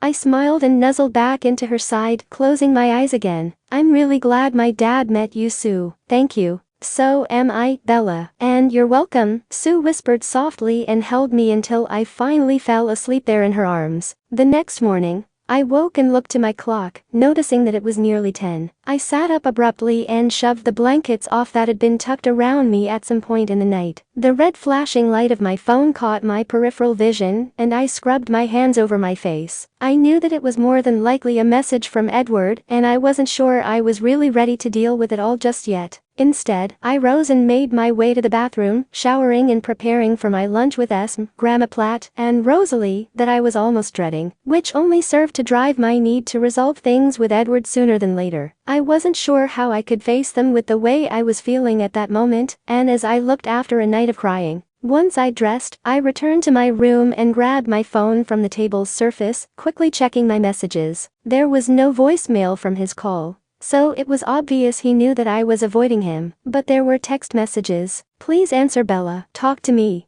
Baby, please. I'm sorry. Okay, I know you're angry, but please call me in the morning. I love you, Bella. My lips pressed together more firmly with every word I read, and I rolled my eyes back to restrain my tears. He sounded afraid, desperate, as if I was the one threatening to upend our future, when all I wanted was the exact opposite. I hit my speed dial for Edward, barely able to take the deep breath I needed before he answered on the first ring. Did you sleep with that thing or something? Or something, he replied, his voice once again sounding tired and drawn. We began to speak again at the same time, and paused just as abruptly, and even with as much as I had to say, I offered to let him go first. Bella, I never meant for you to think that I don't want to marry you with everything in me. You just seemed like you might have actually been considering the offer last night. You went completely silent when you saw what that letter said. I was surprised, Edward. I've never applied for or even inquired into as much as a single pamphlet anywhere. I made my decision and I know exactly what I want. I worked so hard for 6 months just to graduate a year early so I could be with you and still have my education. I told you that I didn't even want to think about college for a while, until I was absolutely sure of what I wanted to do. Even with a scholarship, it's pointless and wasted time and money if I don't even have my mind set on a definite path. And just as ridiculous to sacrifice time with you over it. That is something I would regret for the rest of my life, I tried to say calmly, but I still felt a tear slip down my cheek. I am sure that I want to be your wife and with you as soon as I possibly can, and I hope that's what you want too. Edward's breath left him in a rush, and I heard him swallow hard. I do. I want that so damn much, Bella. I don't know how I would bear any longer without you. That letter scared the shit out of me last night. I knew I wouldn't fight you if you decided to go, no matter how much it would have killed me. It'll never be too late for me to go back to school whenever I decide to go, but it's not my priority right now, Edward, and it would need to be in order for it to be worth it at all, I replied, folding my legs beneath me as I sat on my bed. You and us is my priority, and my happiness, and that's with you, making you happy, too. Thank you, baby. God, thank you, Edward whispered, sounding as if he could have been in tears. I wished more than anything that he was there with me, so I could hold him and kiss him senseless at that moment. You honestly thought a scholarship would be more important to me than this? No, but you know I won't ever try to hold you back from anything you want ever again, right? He asked. Yes, and what I want right now is you, I replied, finally feeling a genuine smile touch my lips. 6 more days, and I'm home, baby, he said, his voice sounding a little more relaxed. I'll be waiting. Bella Pav. I was losing my mind. I was seriously on the verge of having a complete nervous breakdown. The day I was to pick up Edward at the airport, I was repeatedly asked if I wanted someone to come with me. I was anxious and nervous, talking a mile a minute with everyone around me, and no one seemed certain that I was safe to drive the long distance to and from Seattle. However, I knew that we both needed that moment of just the two of us, especially since I knew it would most likely be the last chance we had before the insanity of the following week set in with the last-minute wedding preparations. That, and after the fight we'd had the previous Saturday, it was even more important for us to reconnect after months of being apart, and reaffirm to each other that everything really was going to be okay.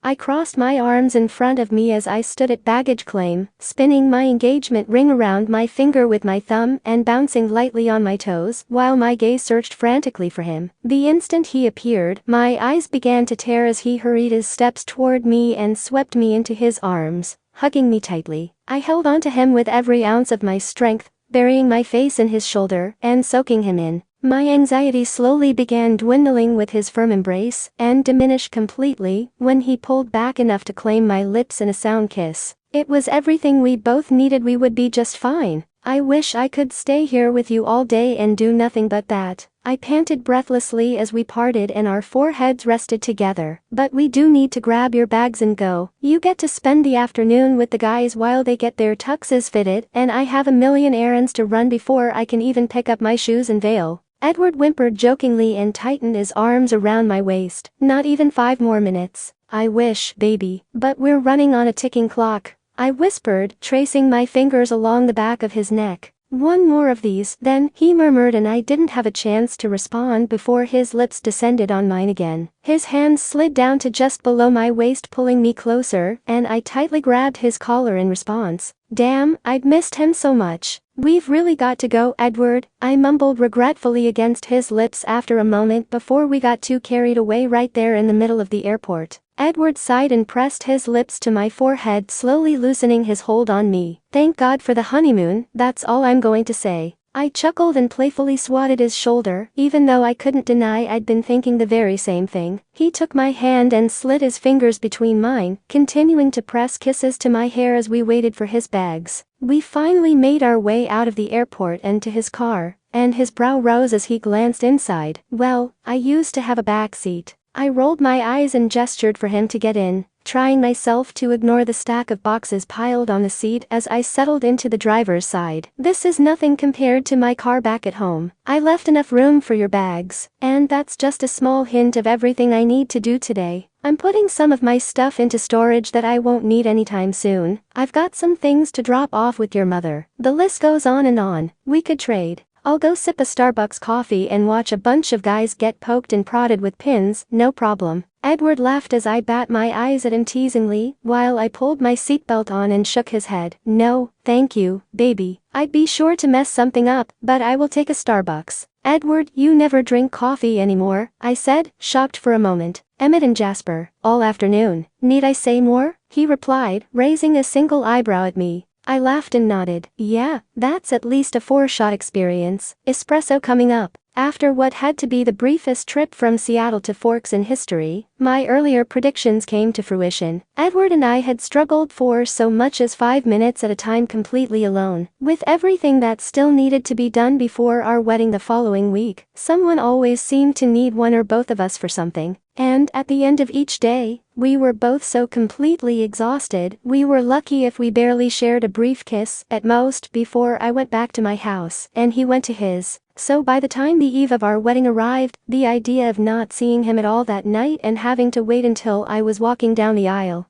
did not exactly put me in the best of moods. I even tried to reason with Alice, Rose and Angela that we'd already spent so much time apart that it should count for something, but to no avail. They bolted the door, surrounded me on all sides, and made sure the baby was in my lap at all times, making a quick getaway nearly impossible. The only thing that kept me from losing whatever sanity I had remaining was knowledge that by the same time the following day, I would be Edward's wife, Mrs. Isabella Cullen. All the craziness of the past few months would be behind us, and we would be on our honeymoon, where no one could disturb us for 7 glorious days. Our phones would be off and he would be all mine. So, he still doesn't know where you're going tomorrow night? Angela asked from her seat beside me, running her fingers over the soft curls of Sarah Lynn's hair. Nope, and I'm a little nervous about that, honestly. He told me whatever I chose would be fine, but I know him well enough to also know that he'd never tell me if he hated it. I replied with my eyes lowered. I'm not exactly known for my creativity in these kinds of things. Oh, bullshit. Look at everything you've done just with this wedding. He's going to be blown away. I think you could pitch a tent in the middle of the woods somewhere, and he'd forget all about the mosquitoes and bears the second you stepped out in some lingerie. Men only think about one thing when it comes to their honeymoon, Rose added with a wink. Don't get me started on the lingerie again, Rose. I'm still trying to live down the mortification of my bridal shower, okay? And I still can't look at Esmer Grammaplatt with a straight face. Thank you very much, I groaned, wishing I could bury my face somewhere, and would have if I didn't have a sleeping baby in my arms. Well, sweetie, you're going to have to just get over it for 5 seconds, Alice said in a sickeningly saccharine voice, batting her eyes for effect. Rose, could you take Sarah Lynn and put her to bed? Don't you dare start anything until I get back, Rose instructed, pointing firmly at Alice before lifting the baby carefully into her arms. Alright? I shudder to think of what the three of you are up to now. Your child hasn't left my lap all night, I said, eyeing Alice in particular suspiciously. Oh, come on, it's nothing bad. Just something you'll need both hands for, Alice replied with a smile and knelt on the couch to reach behind it, pulling out a long, flat box. Once Rosalie returned and settled on the floor at my feet. Just a little something that is for our eyes only. Well, and Edward's, eventually.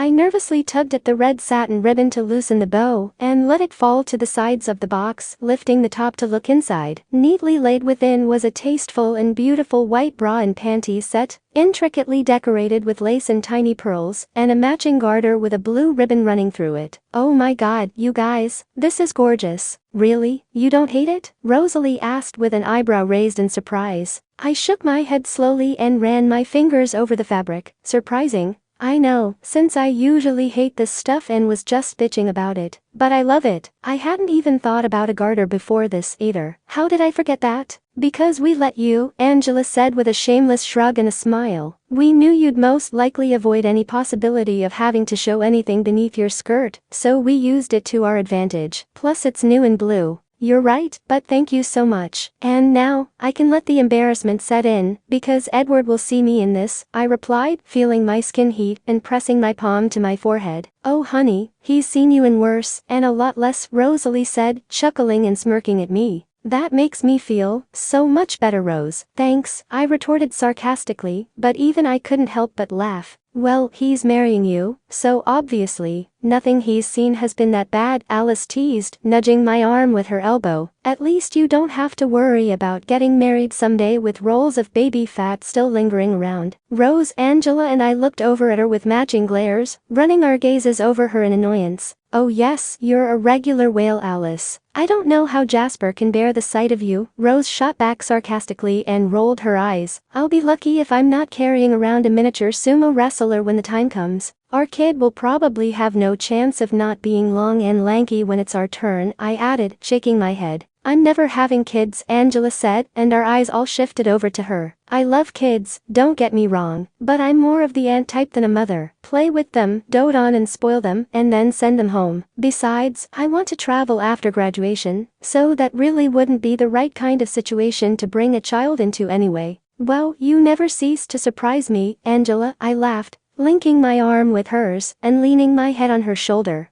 Looks like Britazilla is finally losing steam. Maybe we should all call it a night and head to bed. Big day and early rising, Alice said, clapping her hands and rising off the couch excitedly. I can just sleep here, I mumbled tiredly, closing my eyes. Oh no, you don't. You will not have bags under your eyes on your wedding day, so you're sleeping in a big comfortable bed. Lots of beauty rest, Rosalie countered, taking my hands and lifting me from the couch. That's what makeup is for, I said under my breath, but all three of them stood around me, guiding me toward the bedroom. My last night going to bed alone. Epov. I'm not nervous. Why aren't I nervous? Shouldn't I be? I'm getting married today, I kept asking myself all morning as I was getting ready. My lack of nerves was actually more disconcerting to me than if I would have been vibrating with them. Had it just not sunken in yet? Had I simply not gotten that last minute "oh my god, I'm actually getting married today" realization yet that had most grooms dodging friends and family to bolt for the door in sudden panic? I'd even slept through the night effortlessly, which again, I couldn't see as being normal. Or was that just the bride that didn't sleep the night before? My bride, my Bella. I wanted so much to call her all night long the previous evening, but my wonderful brother and best friend had confiscated my phone the instant they arrived at the house that day to remove the temptation. Perhaps that was why I wasn't feeling more anxiety over it all. In addition to being apart for so damn long, after a week of barely even seeing Bella in passing with the last-minute wedding preparations, I really wanted her in front of me where I could hold her, touch her, and kiss her whenever I felt the inclination to do so. I was actually counting down the minutes. Rosie just texted and said they were running a few minutes behind schedule,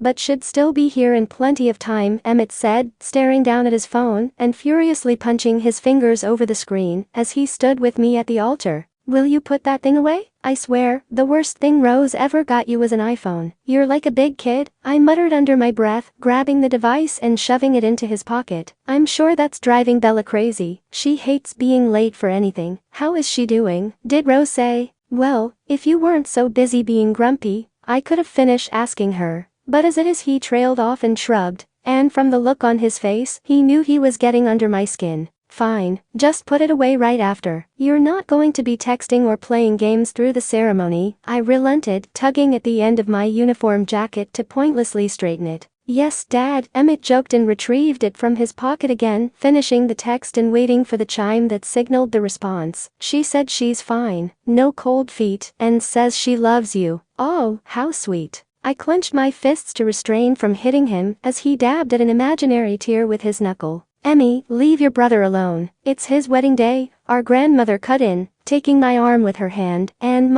don't you look so handsome. I can't believe I've lived long enough to see both my grandbabies get married. Grandpa Platt would have been so proud of you both. Thank you, Grandma, I said gently, leaning over to kiss her cheek and resting my hand over her cool, slender fingers. I'm so glad you're here. Escort an old lady to her seat, she asked, and I nodded, walking her over to the front row of chairs. She turned to face me, running her hands along the arms of my uniform and brushing away some invisible specks that apparently only she could see. I know you'll be a good husband, Edward, and she's a good girl. I'm so happy for you. Don't cry, Grandma, I whispered, bringing my hand to her cheek, and she laughed, lightly swatting my stomach. Oh, stop. Everyone cries at weddings, and it's definitely a grandmother's, right? She said stubbornly, causing me to chuckle and gently kiss her forehead. Now, go, marry that girl of yours. Yes, ma'am, I replied with a smile, settling her into her seat and returning to the altar. I checked my watch to give my hands something to do besides run through my freshly trimmed hair. Relax, we still have 20 minutes. She'll be here soon, Jasper said from the other side of Emmett. Great, now I'm nervous. I mused silently, though it was still not at all what I expected. Bella was going to appear at the end of that aisle in less than a half an hour on her father's arm, and I knew, without a doubt, that she would be the most breathtaking bride ever. I was sure I would have to restrain myself with everything in me not to rush toward her and take her in my arms, before we even had the chance to say I do. Or to keep from whisking her away when we walked back down that aisle as husband and wife, foregoing the reception and having her all to myself at last. I wanted the whole day to be perfect for her, the culmination of the months of meticulous planning, and a memory she would cherish for the rest of our lives. I will not mess this up. Edward, you're sweating, Emmett mumbled from the side of his mouth. Really, Em? I hadn't noticed, I retorted sarcastically under my breath as I dabbed the heel of my palm across my forehead. I told you you'd get nervous, he ribbed with a smirk. Seriously, the ball and chain ain't that heavy. One more look from our grandmother and Emmett was silenced, and I gave her a smile of gratitude, just as the music suddenly shifted and the harp beside us began to play. This is it. I straightened and linked my hands behind me, taking one last long breath as first Angela, then Alice, and finally Rosalie began the procession in their long, red gowns, each of them meeting my eyes in turn with secretive smiles on their faces. Then, as fluidly as it began, the harp tapered off again and started up with a familiar tune. It was her song, the one I had written for her what seemed like an eternity before. All thought in my mind was lost as everyone stood when Bella stepped out and stood at the end of the aisle. I watched her hand tighten on her father's arm as her eyes ran over me, and her beautiful smile finally crept across her lips as they began making the slow steps toward me. Breathtaking wasn't nearly the appropriate word to describe Bella in that moment, if there even was one. I felt like I was back to that September morning years before when I first laid eyes on her. So beautiful and innocent, rendering me speechless for the first time in my life, yet still, nothing compared to how I was feeling at that moment at the same time. The beautiful woman walking down this aisle loves me, and so help me, I'll never understand why. I thought to myself, with all my flaws and her eccentricities that no one else could truly understand, we somehow complemented each other perfectly, and I couldn't wait to spend the rest of my life with her. Although she could have appeared in jeans and I wouldn't have cared, her dress was beyond words, simple yet elegant, with only the slightest of beading on the bodice, and a long flowing skirt that made her look as if she were floating instead of walking down the aisle. She held a vibrant red bouquet against her stomach and seemed to be struggling in order to not bite her lip more with each step. As she and her father came to a stop in front of me, I also noticed what I recognized as my grandmother's pearl and diamond necklace, gracing her slender neck. She was a little bit traditional, a whole lot of beautiful, and in the matter of minutes, would also be all mine. Charlie kissed her cheek and placed her hand in mine, and my heart went out to him as he was visibly fighting back tears. His little girl had grown up and was getting married, and he had to let her go. He gave me a meaningful nod, which was a very clear "you better take care of her" message, and I responded with a silent nod before he turned to take the seat beside Sue. She slid her arm tightly through his, and gave it a gentle squeeze, before bringing her attention back to the front.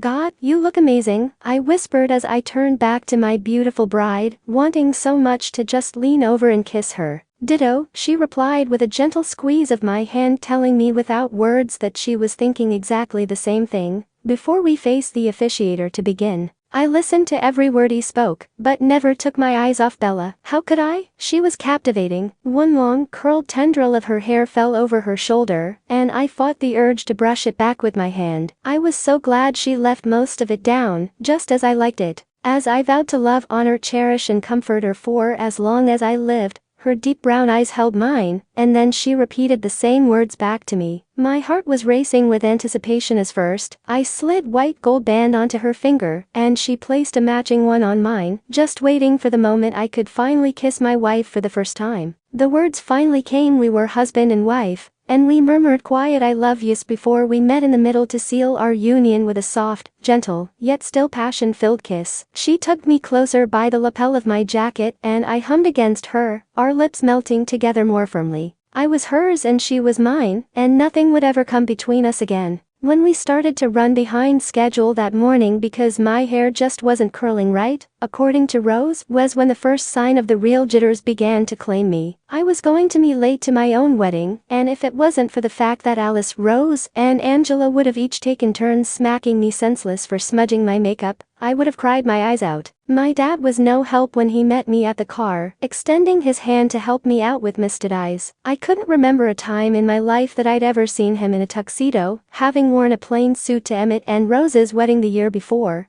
and even his joke about looking like a penguin didn't relieve the choked up feeling in my throat. "Don't you dare. If you start, then I'm going to start, and then there's no chance of me getting you down that aisle. I'll take you home and lock you in your room until you're 30, my dad teased, and I chuckled as he took my hand and linked it around his arm. "You look beautiful, Bells." "Thank you, Dad. You look pretty handsome yourself," I replied, tightening my hold on him as we began to walk through the doors. "I know, can't help it," he said, and we all shared a laugh. It had become my dad's habit to joke in times of heightened emotion, which was more often than not recently, even when the gravelly tone of his voice gave it away. "If I can't start, neither can you," I whispered when we came to a stop just outside the hall, and I began taking slow, calculated breaths to calm myself. "Just beyond those doors, Edward is waiting for me," I thought with my eyes closed, trying to keep myself in place to resist the urge to peek inside to see him. My heart was hammering almost painfully in anticipation, and my breath seemed harder to control. However, all that disappeared the instant I met the eyes of the man I loved standing at the other end of the aisle. I felt the tingling sensations race through me and the fluttering of my stomach as my gaze ran over the entire length of his body. I had imagined him in that particular uniform a million times in my mind even before he'd promised to wear it for our wedding.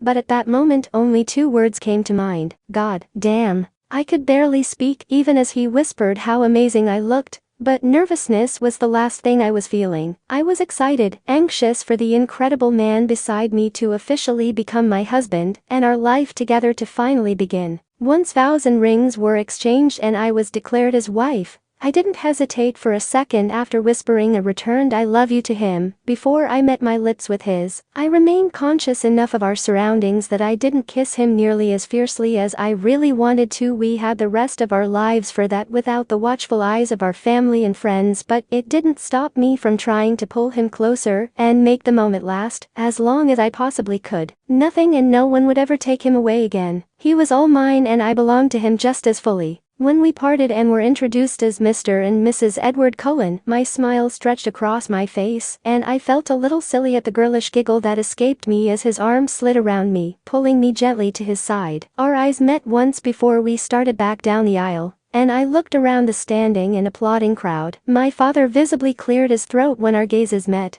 but his smile soon followed. Edward's grandmother dabbed her eyes with a lacy, old-fashioned handkerchief, and I smiled in thanks as I touched the necklace she'd lent me that morning for the wedding. Carlisle and Esme appeared ecstatic with their arms wrapped around each other, and he gently kissed her temple. Having my father-in-law present at our wedding would have been joyous in any case, since not having any of them would leave the only small void in our otherwise perfect day, the absence of my mother. But with the scare of the past 8 or 9 months, it was nothing short of a relief, and I couldn't have been happier to see his face there. Then my breath froze as my eyes landed on the last smiling face I'd expected to see that day. Standing there in the back row of chairs, Jacob. My surprise must have been written clearly on my face, since he chuckled and rolled his eyes as Edward and I stood outside the hall together while the chairs were being folded and preparations for the reception began to get underway. I hugged my arms around his waist and pressed my cheek to his chest. I couldn't imagine ever feeling happier or more complete than I felt at that moment, and I tilted my head up to look at him and found a just as exuberant smile on Edward's face. I'm sorry I've been so crazy lately. I don't know how you've put up with me and still met me at the altar, I said softly, running my hands along his back. Edward's thumb lightly grazed my cheek, and then he brushed a soft kiss on my lips. I knew it was temporary. You only get one shot at a perfect wedding, and I can't tell you how much I appreciate everything you've done for this. Besides, I'd still love you even if you stayed crazy. You've got me hooked, Mrs. Cullen.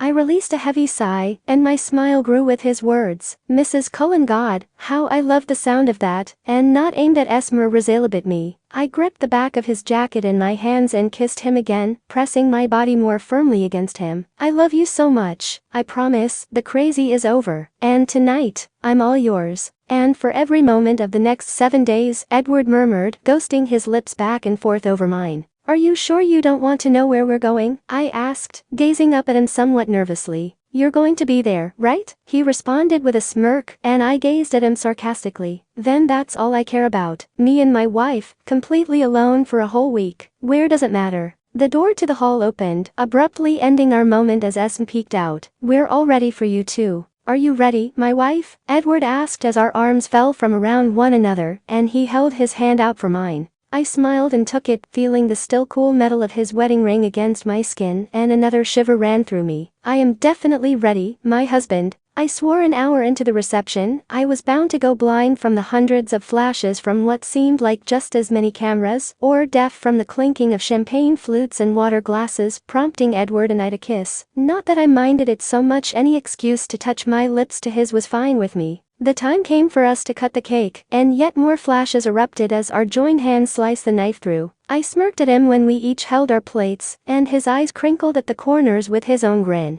Just remember, I go next, I challenged him as he began to take the piece of cake with his fingers. And I'd hate to mess up that uniform by getting frosting all over it. Edward laughed and broke a small portion off the end, delicately placing it between my parted lips, and following it with a chaste kiss. I blushed at the soft, contented sighs of the women around me, and took a deep breath as he pulled away, looking down to pick at the slice on the plate I held. I guess since you were a gentleman, I should be a lady, huh? Edward nodded with a smile and waited as I also pulled off a smaller piece, raising it up and placing it in his mouth. My thumb lingered there, trying to remove the frosting that still remained, and he closed his lips around the tip and ran his tongue along the pad, with a glint in his eyes. You didn't expect me to be a complete gentleman, did you? I narrowed my eyes at him playfully, but my smile wouldn't fade. I wanted nothing more than to have some time alone with him, even if for that moment, it consisted of mere seconds that we could just stare into each other's eyes. So, for once, I was grateful when the time arrived for our first dance. I'd wanted it to come after the other events of the reception, so we could just relax and enjoy it without any more what's next thoughts on our mind. To hold him in my arms and feel that closeness with him again.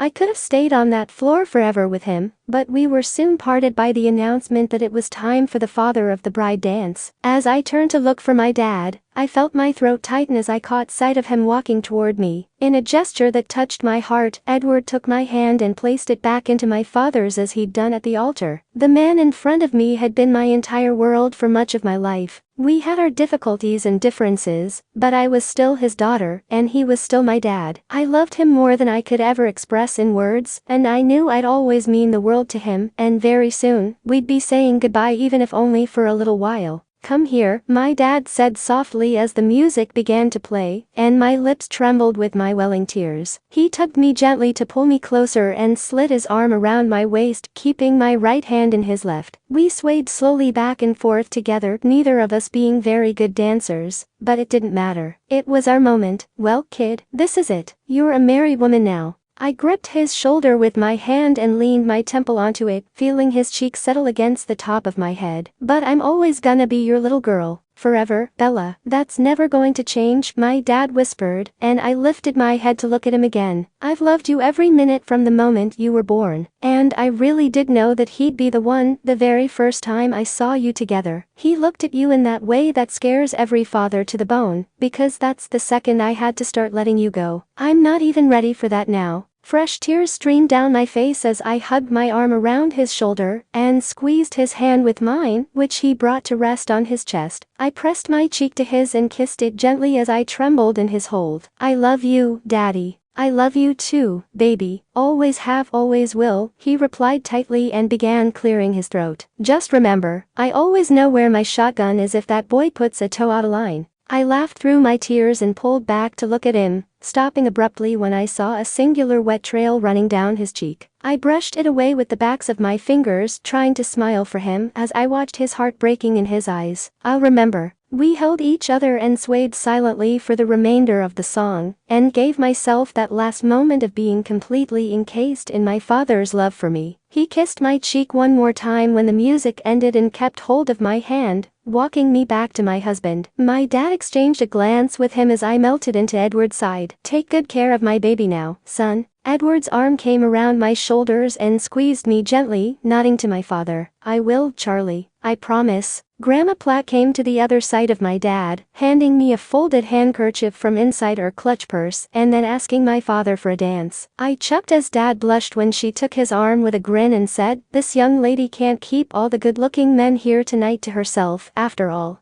Does she have time to share a dance with the best one in the room, though?" I heard the familiar voice approach me from behind and I turned to find the teasing smile of Jacob directed at me. "Jake," I sighed and stepped away from Edward for a moment to throw my arms around Jacob's neck. He hugged me tightly in return and lifted my feet from the ground, causing me to laugh. "I didn't think you'd come." Jacob set me back down as I mumbled into his neck, but never released me as I rested my head on his shoulder. "I know I haven't been around much lately, but did you really think that I would miss your wedding, Bella?" I pulled back enough to look up at him, my vision blurred again with tears. "But you didn't RSVP to the invitation." Jake's gaze rose to Edward and nodded toward him. "Ask him about that." I finally turned my head to glance at Edward, expecting to find the same hesitant gaze lingering there as it had in every other instance I'd witnessed of interactions between them. Yet, he was calm and even smiling as his eyes returned to me. "What did you do?" Edward laughed at the suspicious tone of my voice and lifted his hand to brush back the stubborn curl that had not remained behind my shoulder all day. "What, you think you're the only one who can have secrets and surprises? I wanted to do something for you too, so right after you sent the invitations out,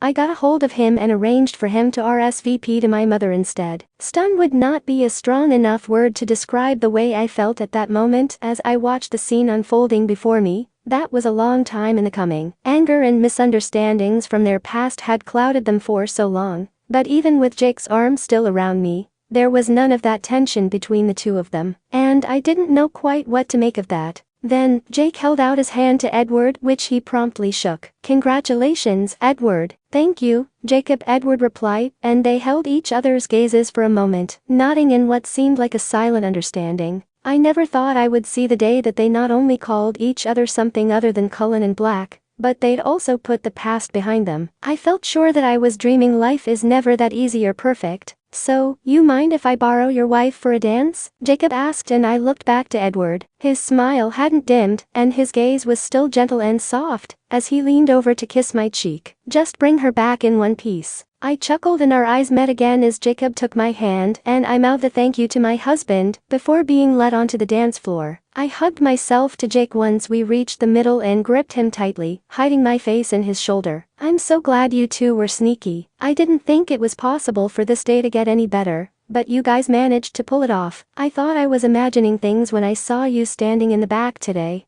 "Don't cry anymore, Bella. People will start thinking you're miserable or something," Jacob said as I sniffled against him as he spoke, and I lifted my head to look at him. He was still grinning at me, and just like old times, it made me feel completely at ease. "It's my party." Don't go there with and I'll cry if I want to crap," Jake cut me off, shaking his head with a laugh, and then pulled me closer, resting his cheek on my hair. "I'm really happy for you, Bella, and you looked really beautiful today. He really is a lucky guy." "Thank you, Jake," I replied, and then creased my brow, pulling back to look at him teasingly. "Wait, looked? Well, you know, now you just look like a complete mess," Jake chided as only he could and still managed to get away with it, with the exception of one other person, and that was the amazing man across the room, gazing at me adoringly, while he danced with his tearful mother. "My Edward, my husband, my world." "Yeah, well, you need a shave. What's your excuse?" I joked back and he merely laughed, swaying me back and forth to continue our dance. My day just couldn't possibly get any better, well, at least until that night. Once Bella had been dragged away by the girls to touch up her makeup after her dance with her father and Jacob, I sat down at the main table to wait for her and watched the mood of the reception shift again. Everyone was beginning to talk and have fun again after it had been eerily quiet aside from the music playing while she swayed tearfully in her father's arms. My grandmother was still dancing with him, appearing as if she was having more fun than she'd had in years, and even Charlie couldn't keep the smile from his face for long. Jasper and Alice were swaying slowly with Sarah between them,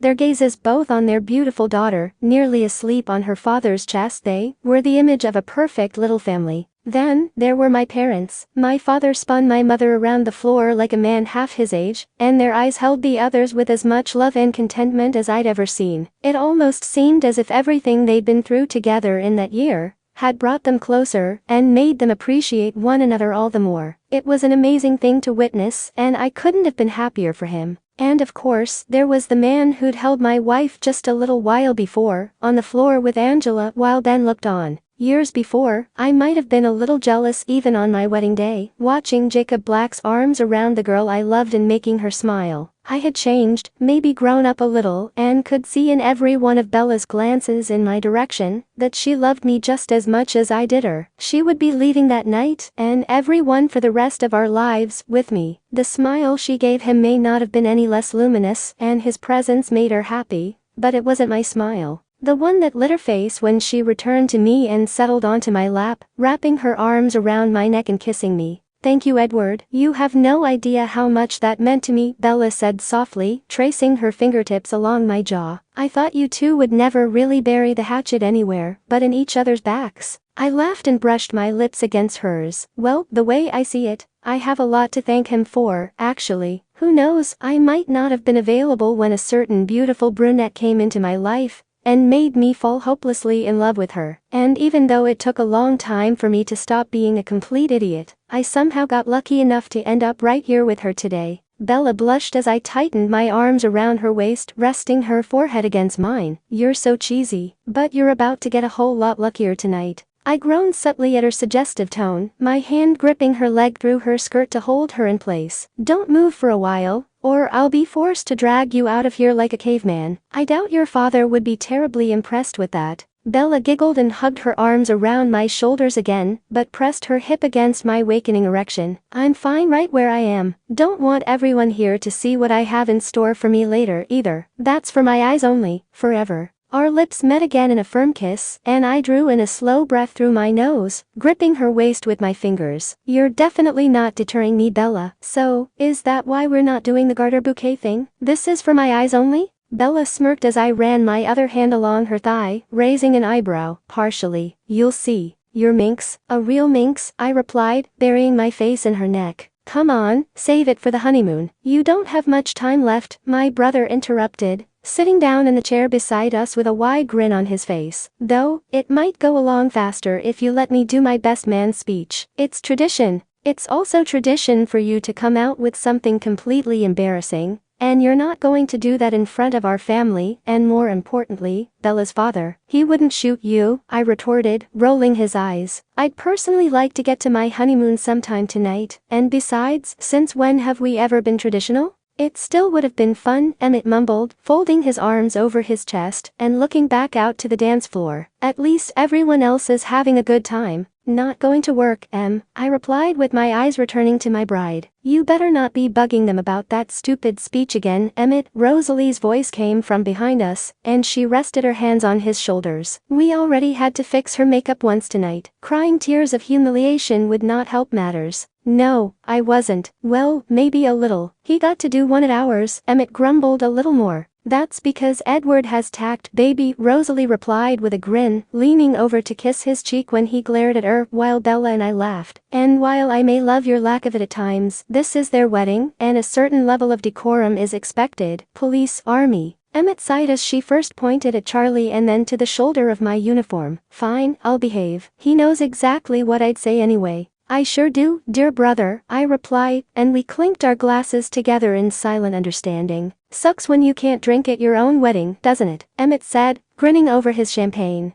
I smiled up at Bella and shook my head as I gently kissed her neck. Not really. I'd like to have all my senses in good working order for my wedding night, actually. Oh, you're killing me, Edward. Killing me. Emmett grunted as he stood when Bella giggled and Rosalie followed him, chuckling as my brother exclaimed another killing me, from a few feet away. Speaking of wedding night, Bella whispered in my ear and turned my chin with her fingers, pressing her lips softly to mine. In a hurry, baby, I murmured against her, and she pulled back enough to raise her eyebrow, and gave me the "you're kidding me, right? Look." I chuckled and kissed her again with more fervor, hugging my arms around her, when her hip brushed me again. We'd been waiting for that moment for months, and it had been made all the more difficult to bear, when we'd been so close at times over the past week, but never enough. Inevitably, the phone would ring, there would be a knock on the door, or we were just simply too tired and had to say goodnight. However, the moment we walked out the door of the hall that night, nothing else would exist but her and I. We would make up for all the time we'd missed, and I would finally get to wake up with her in my arms again, and be able to spend the whole day with her in that bed, if we so chose. And yes, I'm 20 and a guy. I haven't had sex with my girlfriend, my wife, in 14 very long weeks, so that was pretty high up there on the list. Then, are we going to be ready to leave soon? I asked, my smile growing as I tugged at her waist. Soon, I need to change first, Bella answered, and I sighed. I wasn't looking forward to the loss of the dress, when it wouldn't be my hands doing the deed. She looked absolutely amazing, so damn beautiful, and I wanted to watch that dress uncover every inch of her pale skin. She traced her fingers along my neck and kissed me gently, bringing my eyes back to hers. There's no way I'm driving in this. Are you still sure you don't want to know where we're going? Last chance. You drive a hard bargain, Mrs. Cullen, and as tempting as it is, I still would like to be surprised. Thank you,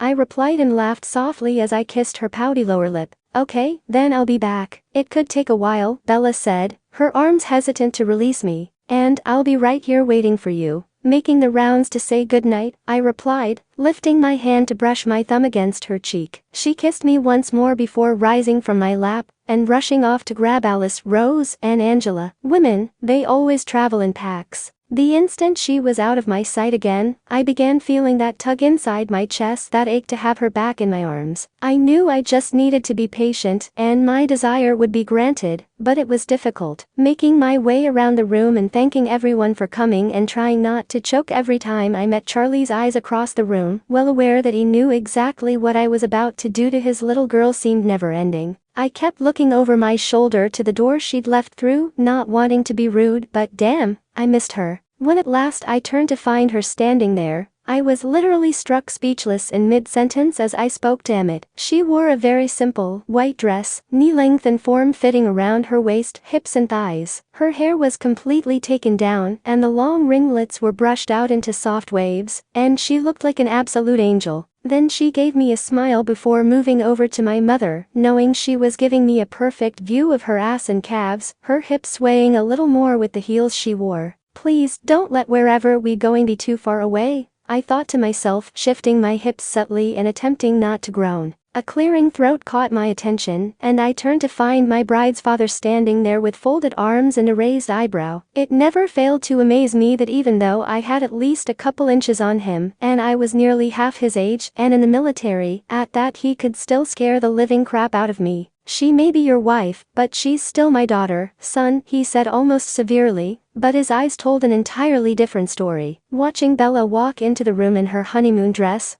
halted the relaxed demeanor he'd shown before she left, and he looked heartbroken all over again. You two are still planning on being careful for a while, right? She is still very young, you both are. My response was caught in my throat, and I ran my fingertips over my lips nervously until I felt a small hand slip inside the crook of my elbow and squeeze gently. Dad, please, don't be giving my husband the talk. Everything is under control and no grandbabies for a while still, I promise. Her hand slid down my arm until it linked with mine as Charlie's face visibly relaxed. Okay, just enjoy this time together. There's no getting it back once it's gone. I looked between Bella and Charlie as their gazes locked, tears glistening in both their eyes, until she released my hand and stepped toward her father. He took her into his arms for one last hug, and they murmured something that was obviously meant to stay between them. Sue came up beside him, smiling at me and stepping forward to kiss my cheek. Congratulations, Edward, have a good time this week. I couldn't help but see the slightly sad look in her eyes as she gazed at me. I'd noticed that aside from the ceremony and dinner, Charlie and Sue had hardly occupied the same space for any period of time, yet even in that moment, she was still keeping her brave face on. Everything okay?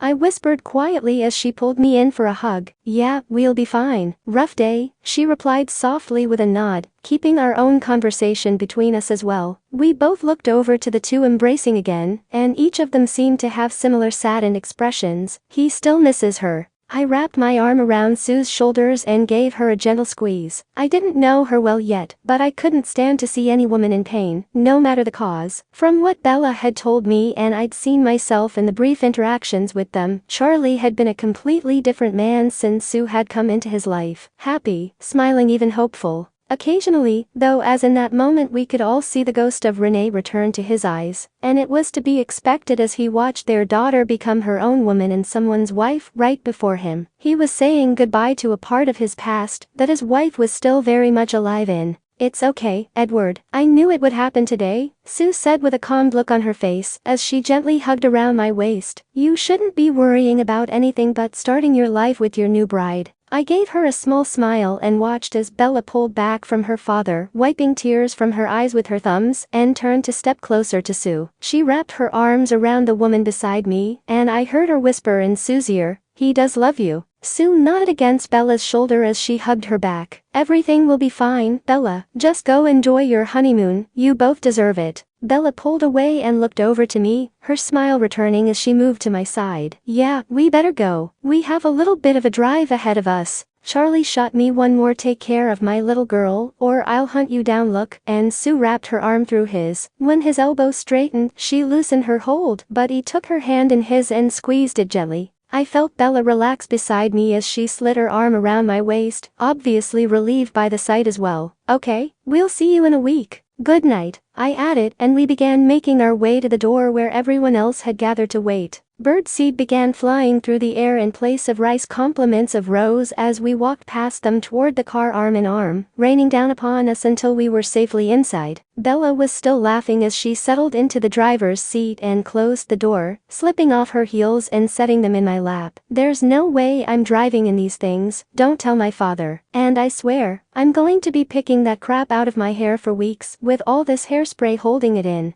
I smiled and reached over to remove a small pellet from her hair, amazed at how soft the strands actually were. It'll be fine, you have me to help. Her smile grew as she leaned her cheek into my touch, brushing her lips against my wedding ring. Yes, I do. Finally, I stretched over to her, kissing her gently and cupping her face with my hand. I love you. I love you too. Now let's get out of here before your brother starts pushing the car to get us to leave, she giggled, and I sat back in my seat as the engine roared to life. I closed my eyes and kept hold of her hand, running my thumb gently along hers. I hadn't been happier in my life as I was in that moment since the day she first told me she loved me, or the night she agreed to be my wife. Wherever she was taking us for the week really didn't matter, I'd be there with her, and that's all I cared about. Don't you dare fall asleep, soldier. I've got plans for you, Bella said, tapping her thumb against my hand. I smiled and shook my head, never opening my eyes, though. Oh, trust me. Sleep is the last thing on my mind, baby. Just waiting to be surprised. That better be all you're doing, she replied, but there was still a lightness to her tone, so I knew she was still only teasing. Maybe I'm just resting up for you, my love, I said with a grin.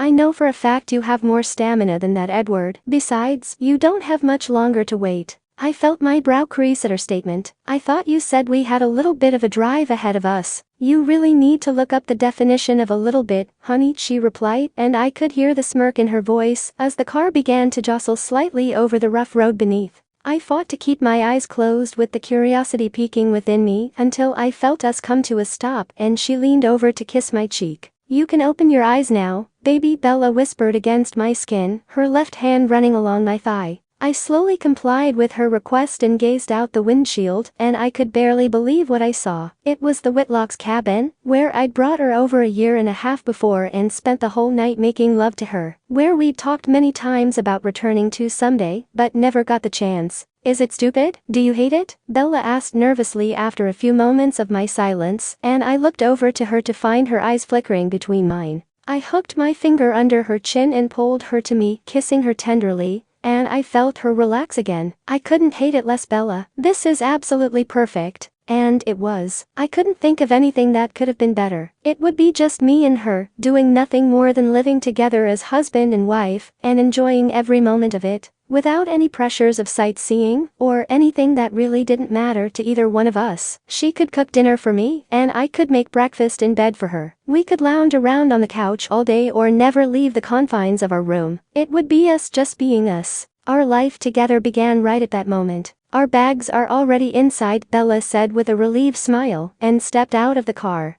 I got out quickly as well with her shoes in hand, catching up to her as she reached the dimly lit porch, and swept her into my arms. Where do you think you're getting away to so fast? Bella was laughing as she reached for the knob of the front door, and pushed it open for me to carry her through. This is a really ridiculous tradition, you know. But a tradition, nonetheless, I said as I kicked the door closed behind us. So is this where Jasper disappeared to last night for a while? Bella nodded and rested her head on my shoulder. He was supposed to do it yesterday morning so you wouldn't notice, but the girls insisted on lunch, so he had the baby. I really do love it, baby, I whispered, setting her feet down on the ground, but kept hold around her waist before she could move too far. Finally, I have you all to myself. Bella's arms wrapped around my neck and pressed her body firmly against mine as she kissed me. I second that. All mine for a whole week. Think you'll get sick of me? Not a damn chance, I murmured against her lips and held her tight, deepening our kiss, and we released simultaneous moans. Would you think less of me if I just wanted to head straight to the bedroom? Bella asked, kissing the corner of my mouth. I've been without you for way too long. You won't hear any arguments from me, baby, I replied, and her hands slid down my arms to take my hands, leading me down the hall toward the master bedroom. We stepped into the bedroom and she took hold of my face, kissing me with a gentle passion before pulling away with a smile. Time for you to get out of that insanely hot uniform that I definitely want to see you in again very soon. Yes, ma'am, I replied with a grin, pecking her lips softly before stepping over to the mirror at the vanity to finally remove my tie. My eyes never left her in the reflection as she began to remove her earrings and my grandmother's necklace, setting them on the bedside table. I shrugged out of my jacket and was just beginning to unbutton my shirt when she returned to my side, sweeping her hair over her shoulder and turning her back to me. Can you unzip me? Bella asked in a deceivingly innocent voice, contradicted by the grin on her lips. I turned toward her and lightly kissed her neck as my fingers rose to her zipper. With pleasure, beautiful. Bella's hand reached behind her to run along the back of my neck as I continued to brush my lips along her collarbone. I slid the fabric from her shoulders, and my eyes met the lace of her bra strap, and I stopped breathing. She turned in my arms again as her dress pulled on the floor, and stepped back to give me a better view. Holy shit, was all I could manage to say as my eyes drank her in. If it were anything other than our wedding night,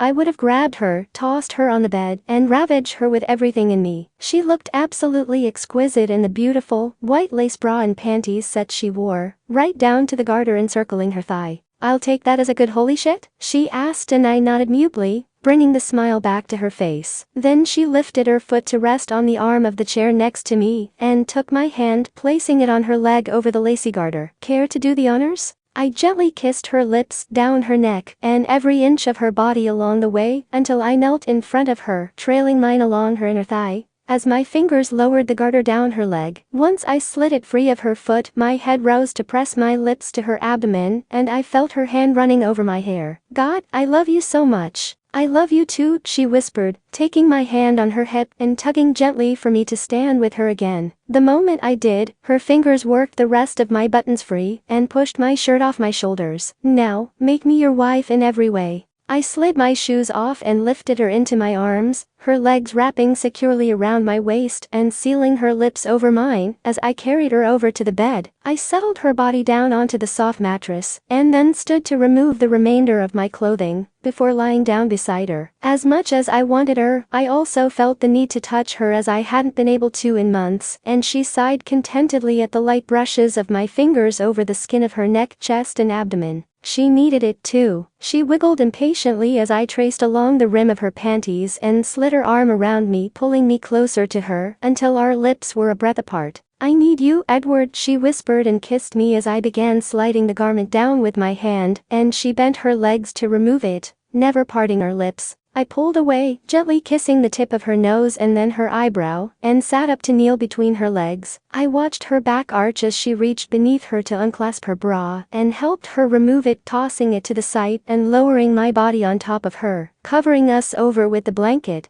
Bella gazed up at me with so much love in her eyes, it took my breath away. There really was so much more to that moment than just losing ourselves in our desire for each other. We were solidifying our bond as husband and wife. Her fingers traced along the back of my neck as our lips met, and I joined my body with hers with a slow movement of my hips, soft moans, escaping both of us. I felt her leg rise up along my side and her foot gliding over the back of my thigh. But our kiss remained gentle and our touches tender. Even when my hips began to move against her and our lips parted, nothing was rushed, and it was the most amazing feeling in the world. I rose up on my hands, pressing myself deeper inside her with each thrust, and was completely captivated by the sight of sheer pleasure on her face. "I love you, Isabella Cullen." Bella opened her eyes to look up at me, her hands sliding up my back and around my shoulders, giving me a soft, beautiful smile. "And I love you." I lowered myself on top of her again, needing to feel her body against mine, and hitched her leg higher on my hip. I could make love to her and still satisfy her, and I had every intention of doing so. Her moans deepened and grew longer with each of my movements, her hips rocking in rhythm with mine. "Feel good, baby."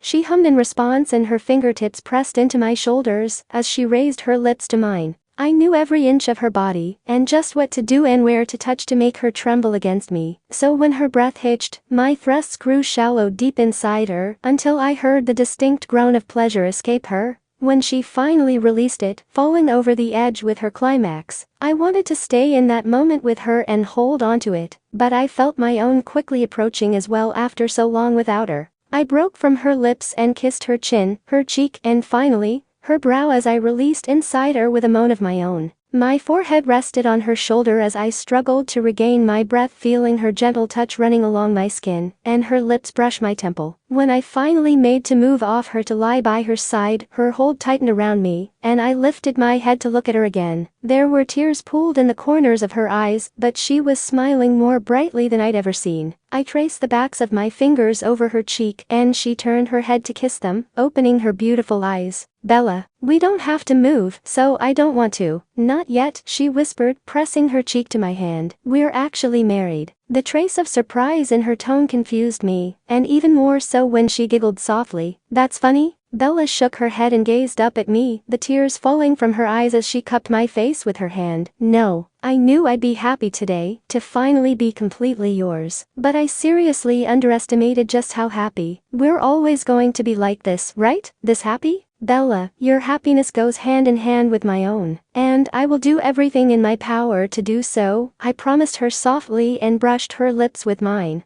"Just never stop loving me," she whispered, encircling her arms around my shoulders. "That's all I need." "Never," I replied, nuzzling her nose with mine. "Never, ever. That's impossible." "Then we'll be as close to perfect as we can get," Bella said with a smile, and kissed me firmly. "Make love to me again, please." Her soft request had me hardening again inside her, and I grinned. "With pleasure, my beautiful wife." I woke the next morning with a pleasurable weight on my chest, and before I even opened my eyes, I felt a smile stretch across my lips. Edward's hair tickled my chin as I tilted my head to place a kiss upon it, while he continued to sleep with his face resting over my heart. I still could hardly believe it. I was married. I was waking up to the feel of my husband in my arms, his body pressed to my side. My body ached deliciously from the 3 times we made love the night before. His slow, steady breaths were dancing over my skin, and I looked down to watch the sunlight from the window illuminate his face. My first full day as Edward's wife, and the sun was actually out. I didn't have to move from that spot with him if I didn't want to. At that moment, there was no army, nowhere to be or anything to do, nothing but me and my husband sharing our first days of married life together. Did I drool on you or something? Edward's soft, mumbled voice sounded, and a smile touched his lips before he finally opened his eyes to look at me. That's romantic, honey, I replied sarcastically, yet couldn't help but laugh when he kissed me. What are you staring at then? He asked, resting his face back on my chest, gazing up at me. Just the gorgeous face of my husband, I said, returning his smile and running my fingers along his jaw. I've missed this face. Edward chuckled, lifting his head again and hovering above me. You looked at it all day yesterday, Bella. Not all day. And I miss it every moment. I can't see it, even if just asleep, I replied with a sigh as he rolled his eyes, and I hummed against his lips when they lowered to mine. Is it a crime to enjoy looking at the face of my husband in the morning? You really like that word a lot, don't you? At least it's not ground out in annoyance yet, he whispered, ghosting his mouth over mine as he spoke. Yeah, give me at least a week after the honeymoon for that, I teased, shrieking as his fingers came to my side and began tickling me mercilessly. Stop,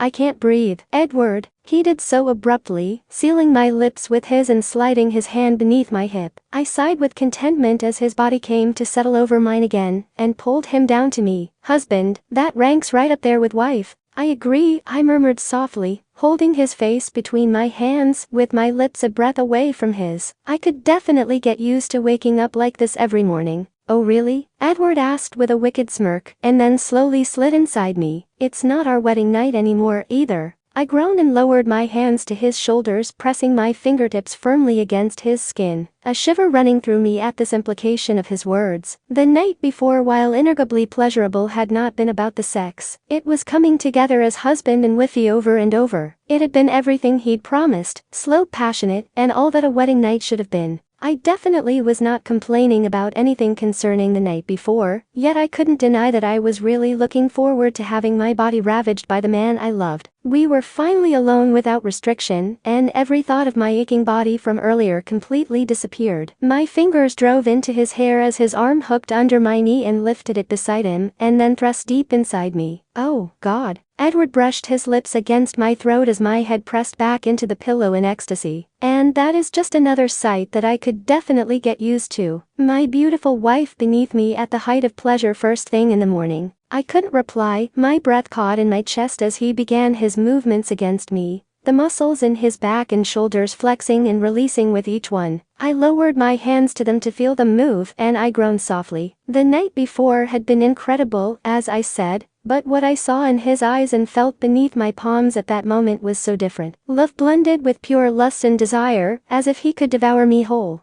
I linked my free leg around his and lifted my hips against him, with that same need burning inside me as well. More. I want more. Edward's hand gripped my hip, and his thrusts grew more insistent, kissing me deeply, and his tongue gliding along mine with his heaving breaths. I began building more quickly than I had the previous night, with each rapid strike against that spot deep inside me, and every one of our echoed moans, muted only slightly as our lips never parted from each other. My hold on him tightened with both my leg and my arms, as my body trembled under his ministrations, and my nails dug into his shoulders as I shattered beneath him. Fuck, I exclaimed when his lips broke from mine, and he released my leg, rising up on his arms above me. God, Bella, Edward grunted as his muscles began to tense with his movements and his eyes pinched closed, creasing his forehead with his release. When he collapsed on top of me, I pressed a kiss to his damp temple and traced my fingers over his hair. I loved the feel of his body against mine that way, and I smiled, wrapping my arms around him. Good morning. Edward's body shook with a laugh, and he finally lifted up again to gaze down at me, brushing my cheek lightly with his fingertips before kissing me. Definitely a very good morning. Edward and I definitely made up for lost time. both in and out of the bedroom. Cooking for him quickly became one of my favorite things to do. It made me feel like a real wife taking care of my husband, and it was one of the most amazing feelings I'd ever had. I also found that I was constantly reminding myself that it wasn't temporary that time around. It wasn't just one of his leaves that would end in a tearful goodbye at an airport or bus terminal. Wherever he went, I would be going with him. The full realization of that hit me 4 days into our honeymoon as I lay on my side with Edward fast asleep behind me. I couldn't figure out why, but tears were streaming onto the pillow beneath my head, and I was trying to keep as quiet as I could manage so that I didn't wake my husband. I knew my efforts had been in vain when I felt him roll toward me and his arm slide around my waist. "Baby, what's the matter?" Edward asked, shifting closer and brushing his lips on my shoulder. "Nothing," I whispered, weaving my fingers between his at my abdomen and pulling his arm more securely around me. "You don't cry for nothing, Bella," Edward replied seriously, "especially on your honeymoon, unless I am an utter failure as a husband already." I wiped my eyes with the back of my hand and rolled onto my back, gazing up into his worried green eyes. I pressed my lips gently to his and held his face between my hands. "You're not, I promise. Will you just hold me for a little while?" Edward wrapped his arms around me, hugging me against his chest and pressing his lips to my hair. "Baby, you're scaring me. Are you having regrets?" I shook my head quickly and tightened my arms around him. "No, not at all. I'm so happy. I have no idea why I'm crying." Edward's fingers ran through my hair in a soothing motion, and he allowed me to silently cry against him. Once my tears finally subsided, I closed my eyes, snuggling closer to him and sliding my leg between his. "I love you, Bella." His whispered words caused me to smile and kiss his chest, then look up to him. "I love you too. I don't regret anything. Maybe I'm just a little nervous about the unknown. What it'll be like where we end up, where we're going to live, being so far away from my dad for the first time. But that's normal, right? The new wife jitters? Well, seeing as I've never had a new wife before, I don't know," Edward replied with a small smile, running his hand along my back. "But it sounds logical. You don't need to worry though, Bella. I promised you and your father that I would take good care of you, wherever we are. And that's a promise I intend to keep." "I'm not worried about that," I said, tracing along his pec with my index finger. "I've been doing some reading on these army spouse message boards for a while, you know, just to get an idea of what to expect. And the only thing that really seems consistent is that it's unpredictable. You can never know for sure what's going to happen one day to the next. I don't really have a problem with that, obviously, since I still married an army man. I guess I just need to know that we will be predictable. We will always be predictable. We're not going to change," Edward replied, running his thumb over my cheek. "That's one guarantee I can give you." I nodded, closing my eyes again with his touch and the gentle brush of his lips on mine. "That's all I need." I felt my body relax as I nuzzled against his chest, allowing the comfort of his body beside me lull me to sleep finally. The week passed way too quickly, and Saturday night arrived, and I moved about the bedroom, packing up the last of my things. Yet, I wasn't sad about our honeymoon coming to an end as I thought I would be. I'd been sure that it would be another night of tears and Edward calming me with assurances that everything would be okay. I smiled as I felt his arms slide around me from behind, resting his chin on my shoulder as I was packing my suitcase. "Are you all packed for the morning?"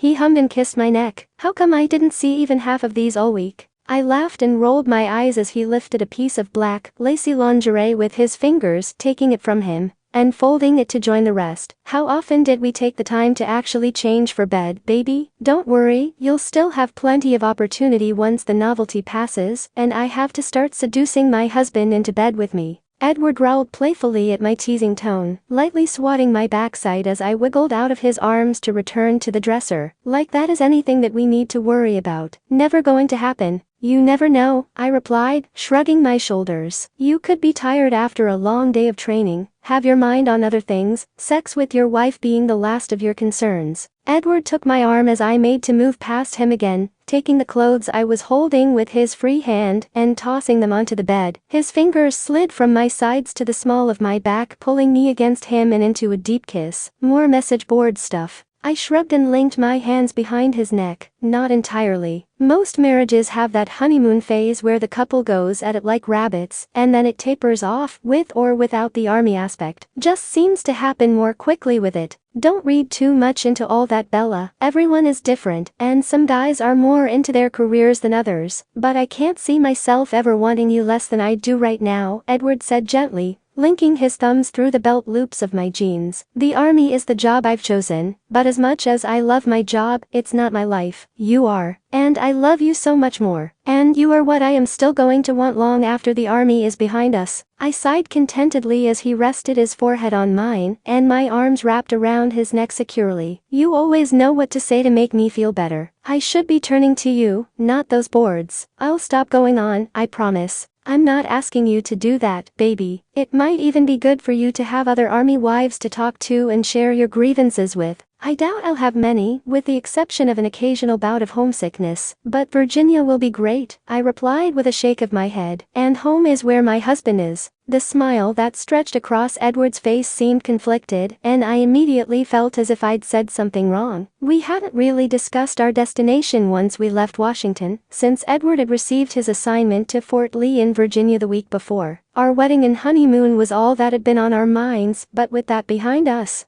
I knew the time was coming when we would need to. He pulled me closer and hugged me, burying his face in my neck and gently rocking me back and forth. "How about I leave one of these little pieces out, make you some dinner, and then bring you back in here to treat you to some dessert in it?" I whispered, kissing that spot behind his ear that always made him groan and tighten his arms around me with the promise it held. "I think that sounds like an excellent plan, Mrs. Cullen," he mumbled against my skin, and then lifted his head to look at me with a more genuine smile. "See, with a mind like that, how could you believe that you would ever have to try and seduce me? You're a natural and I'm a lucky man. And don't you forget it, Mr. Cullen," I shot back teasingly, and his lips crashed to mine, lifting me up to wrap my legs around his waist. "You need to eat all your dinner before you get dessert, dear. You'll need all your strength tonight." Edward groaned with a squeeze on my waist before setting me down to set my feet on the floor. "You're gonna get it tonight, my little tease." "I definitely hope so," I replied, pecking his lips once more and scooted from the room, squealing as he chased me out the door and down the hall. We arrived at the Cullens just before noon on Sunday, where the whole family would be gathering for lunch to welcome us back and to say goodbye to Grandma Platt before she left to return to Boston the following day. My dad and Sue pulled up right behind us, and it was such a relief to see them both smiling again with their arms wrapped around the other's waist. "How was the honeymoon?" my father asked as he embraced me in the driveway and then pulled away so that Sue could do the same. "It was great. Very relaxing," I answered and slid my arm around Edward again. "It's good to be back home before we have to leave again, though." My dad smiled and nodded in agreement, and we all made our way inside, where we were greeted with more hugs and conversation before lunch. It seemed that everyone was making the most of the time we were getting together before Grandma went home, and we made our way across the country to ours. She was thrilled at the prospect of having her grandson on her side of the country at last for longer than a few months, and began making plans to visit us very soon, which was a significant consolation. However, telling my dad about Edward's assignment was difficult, since I hadn't done so before that to save him the week or so of dreading. But as I watched him nod and look down sadly, I began questioning whether I had made the right decision in doing so. It had given him such little preparation time, and just that much more to hope that we'd end up somewhere closer. He did relax considerably after dinner with Sue's reassurance that they would see us again soon, and breathed a little easier as he brought his eyes back to us. "So, what are your plans for the evening, you two?"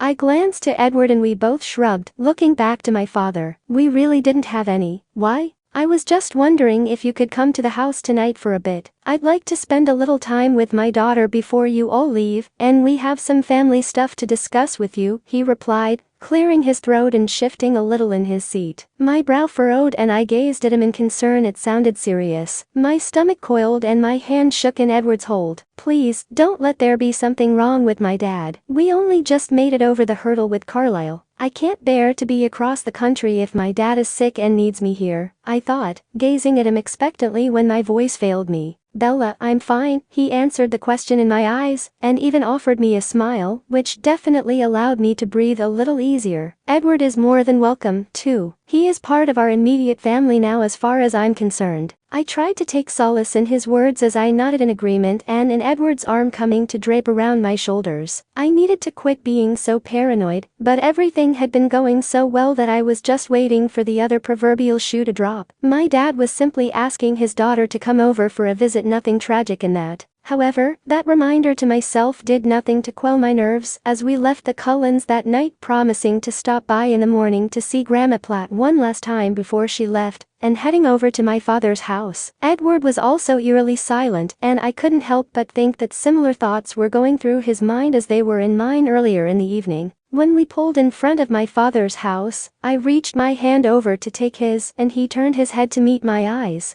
"I love you," I said gently, leaning over to brush a soft kiss against his lips, "making sure you get one more in just in case your dad's gonna waits me on the other side." Edward replied with a chuckle, and I opened my eyes, relieved to see the lightness return to them. My laughter joined his, and I felt much more at ease, taking a moment with his forehead resting against mine, to draw in a deep breath and shake my head. "If he didn't chase you out of town when you ask him about marrying me, I'm pretty sure we're in the clear. Until the time comes when we have to tell him that he's going to be a grandfather," Edward added with a soft peck of his lips on mine. "Which won't be for a long time, and most definitely not tonight," I replied, shaking my head and reaching for the door handle. "True, very true," Edward agreed and got out, reclaiming my hand at the front of the car, and we made our way to the house. When I let Edward through the front door, I could already hear my father's mumbling voice in the living room, and I moved into the doorway. Sue sat beside him on the couch, holding his hand and caressing it gently, and I stiffened, as did Edward behind me with his hands gripping my waist. "Dad, don't tell me this is nothing," I said in a slightly shaking voice, causing his eyes to meet mine. "You look worried." "No, baby, it's not nothing, but it isn't anything bad either. Please come sit down," my father said, gesturing to the cushion on the other side of him. I took a slow breath and claimed my husband's hand in mine, walking across the room to sit beside my dad, while Edward sat down at the edge of my father's recliner. "Just tell me, please tell me it's that you guys are getting married or something?" My dad chuckled nervously, glancing over at Sue briefly and then shaking his head as he turned back to me. "No, Bella, we're not getting married. Not right now, anyway. We wanted you to be able to enjoy your wedding and honeymoon without anything else on your mind," Sue added when my father seemed to be stumbling over his words. "Okay," I said, not sure who was making me more nervous at that moment, my dad or Sue. My father's hand came to rest over mine beside him, folding his fingers around it. "I love you more than anything in this world, Bella. I never want you to doubt that for one minute." "Charlie," Sue said gently, as if urging him to move forward in the conversation. My father nodded and took a deep breath, gently squeezing my hand as his eyes returned to mine. "Bella, I'm going to be a father again." Of all the bombshells my father could have dropped, that was the one I definitely had expected the least. He was going to be a dad again, Sue was having a baby, I was going to be a big sister. Wow, the only thing that sounded even halfway normal in that was Sue having a baby, but my dad's baby. The conversation had taken longer than any of us had expected once I got over my shock, and they insisted that Edward and I stay there that night, instead of heading out to find a hotel or wake the Cullens. "Just nothing, you know. I know you're married and everything now, but still, it's under my roof and all," my father stammered as Sue rolled her eyes, swatting his arm lightly as she passed by him to go make up the bed in my room. "Of course, sir. Wouldn't think of it," Edward replied since I was still rendered speechless, and then guided me up the stairs with his hand resting on my lower back. It was the farthest thing from my mind anyway, even with my husband lying behind me with his arm around my waist, on my old bed. "It's not that bad, you know," Edward whispered, his lips brushing against my shoulder. "I know it's not," I answer, pulling his arm more securely across my chest. "It just seems strange. He's got one kid that's only just left the nest, and now he has a new one coming into it. But he seems happy, and that's all I want. And I've always wanted a little brother or sister. I just can't believe it's happening now, or help feeling a little sad that I won't be here for it all, you know?" Edward drew in a slow breath and let it out slowly. "I know, baby. The tone of his voice shook me out of my thoughts, and I turned my head to look back at him before shifting around on the small twin bed to face him. Our bodies were pressed so close together, and I stroked his cheek gently with my hand and then kissing him gently. Not that sad, Edward. There are phones and email and hell, even Skype. I could probably even fly back for a day or two after the baby comes and watch my dad go crazy with a newborn. For now, I will be happy for him, and I'll get over the shock myself, but this is still our time, too. I'm ready to start my life with you, even thousands of miles away. Edward's arm slid around my back and pulled me closer, kissing me gently but soundly. I'll make sure you can come back for it, Bella, I promise. Ended. Next episode's here.